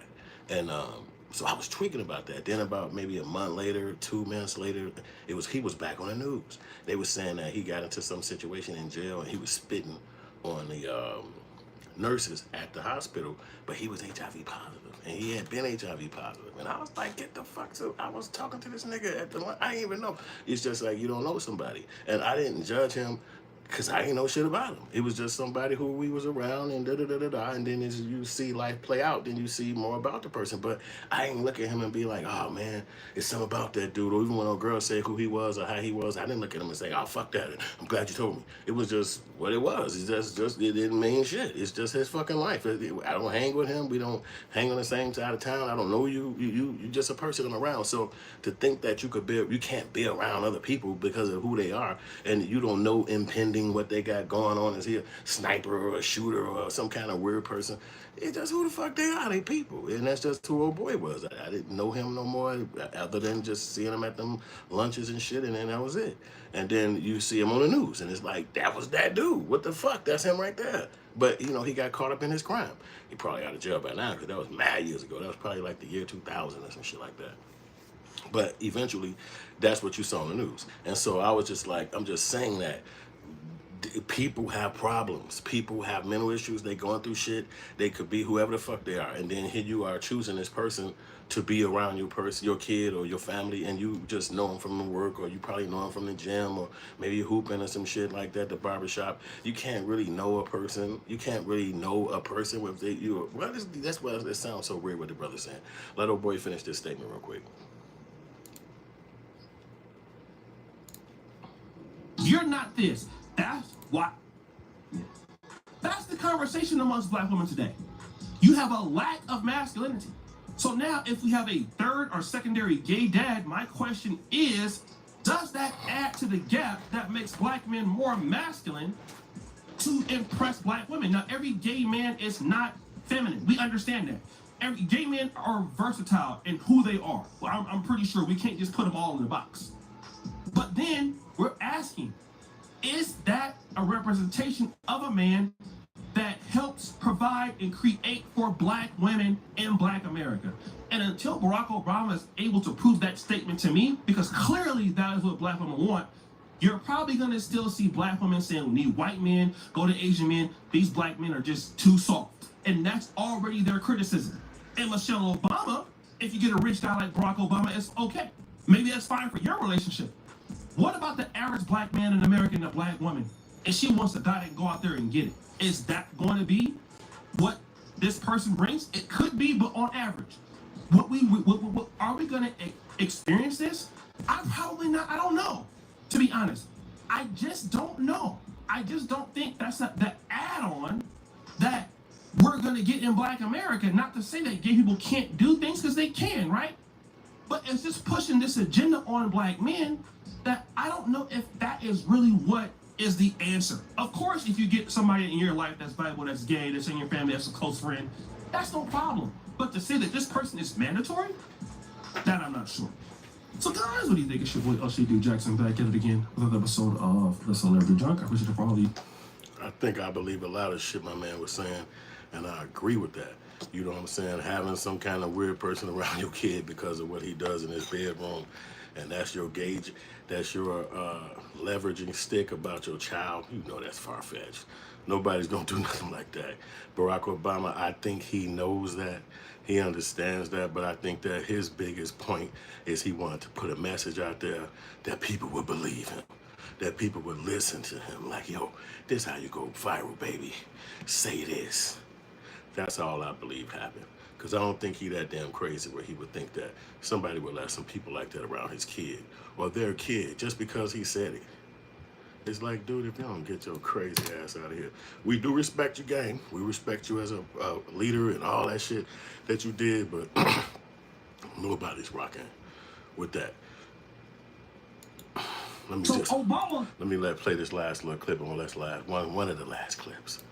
Could not relate to the black Americans. So Obama could not relate to the black American struggle coming from the N-I-G-G-E-R slave. He's not a seed of a slave. So why would he cry with us? He went and cried with his people, homosexuals. He gave those are his people. Them his people. You, Man, them his people. Stop. You saw what man, listen. You think? Yeah, he gave them the world. Gave them his people. How you recognize your kind? By their action. Homosexual got actions. That's how you know they're homosexual. He with his kind. You say Barack Obama's gay. I'm speculating. Based on his mannerism, he wasn't tough enough in the White House. George Bush was tough. Andrew Jackson was tough. Every motherfucking body was tough. Except him. So Obama could not relate to the black American struggle coming from the N-I-G-G-E-R slave. He's not a seed of a slave. So hey, that boy be saying some deep shit. I'm not going to lie, man. Sometimes I be thinking he crazy, but some of the stuff he's saying be on point. And it's not even like hard science. It's not like he's saying methodologies of fucking geometry or fucking, BMX riders. He actually just saying the truth. A lot of us can see straight through it. And it's time sometimes to speak up on it and not care about what the people are going to think or feel, because a lot of times you do have to speak for your truth. And Barack Obama saying stuff like that when people are really raising sons. When I was growing up in the 80s, in the 90s, in the early 70s, you would never hear nothing like that. You know, obviously the times is different and people on TV and the media saying what they want to say, but with the president talking like that, or ex-president, he would lose credibility and he know it, but I don't think he even feel like he got it. I think he feel like he lost all of that already over the time of just being who he is, and you know, his name credential. It's just he don't have it no more. Everybody kind of castigated him. You could tell, man, anybody get on the internet, especially with your own name, you're gonna know how people think. You know what I'm saying? You got your phone, people probably could get messages to you, and you like, fuck these motherfuckers, because ain't nobody on my side, ain't nobody showing me love. Or you just put your phone down and be like, I'm not even finna get into none of this. I don't want to read about none of this shit. Don't show me none of that stuff. Don't put none of that in my ears. You know what I'm saying? So this could be also stuff that he could be thinking and saying, I'm just not going to even, I don't want to put none of that in my brain. You know what I'm saying? So, but his wife been on his side. She says she's still down with him. That's incredibly important. You know what I'm saying? Everybody gonna need somebody to stand by their side. No matter if you're a commander-in-chief or whoever you are, you know what I'm saying? And I think that they conversations that they have at home, they almost be kind of like betting each other or questioning and saying who's the toughest one. Well, you said, well, I said, I think I'll say it. And I think that's where we get a lot of these outlandish statements from somebody who we expect or we believe is intelligent and got a lot of intellect, and, you know, articulate as they call it. But the stuff he's saying is stupid, and he needs to check himself. And that's all I got on this little podcast. I think I'm gonna dive up off of here and give y'all a little break and then jump back later or something like that. And that's it. So Trail V, you got a whole lot of shit to say on there. CNN, G-Force, everybody was rocking out with us today. G-Force went crazy. K. Jones, Gladwell Mokina, East for Turtle. Everybody was hollering. I know y'all was talking to each other today, man. Y'all was kicking it. Phyllis Johnson. You know what I'm saying? We just trying to read some names. Calvin Smiley. You know what I'm saying? Mark Sutton, Colorado Rush, KB Zahn, Paul, April Williams, A.A.V. Everybody was talking about this one, man. Argue with your moms. I like that name. Blue Squares, Tyrell V, the solid one. You know what I'm saying? Neve Pona, Warren King. Hit the like button. Show love. We're going to be back talking about another subject matter. It's going to be a video at the top right here. If you made it all the way to the end, you can click that. It's going to be a part of the series, the Black Outrage series. You can watch all 21 episodes. Then we also got a clip going to be at the end right here at the bottom where you can also subscribe and continue to watch for us. Hit the like button, hit the subscribe button, hit the ring button, hit a jump shot, all that good stuff. And we appreciate y'all watching. Thank you for the love.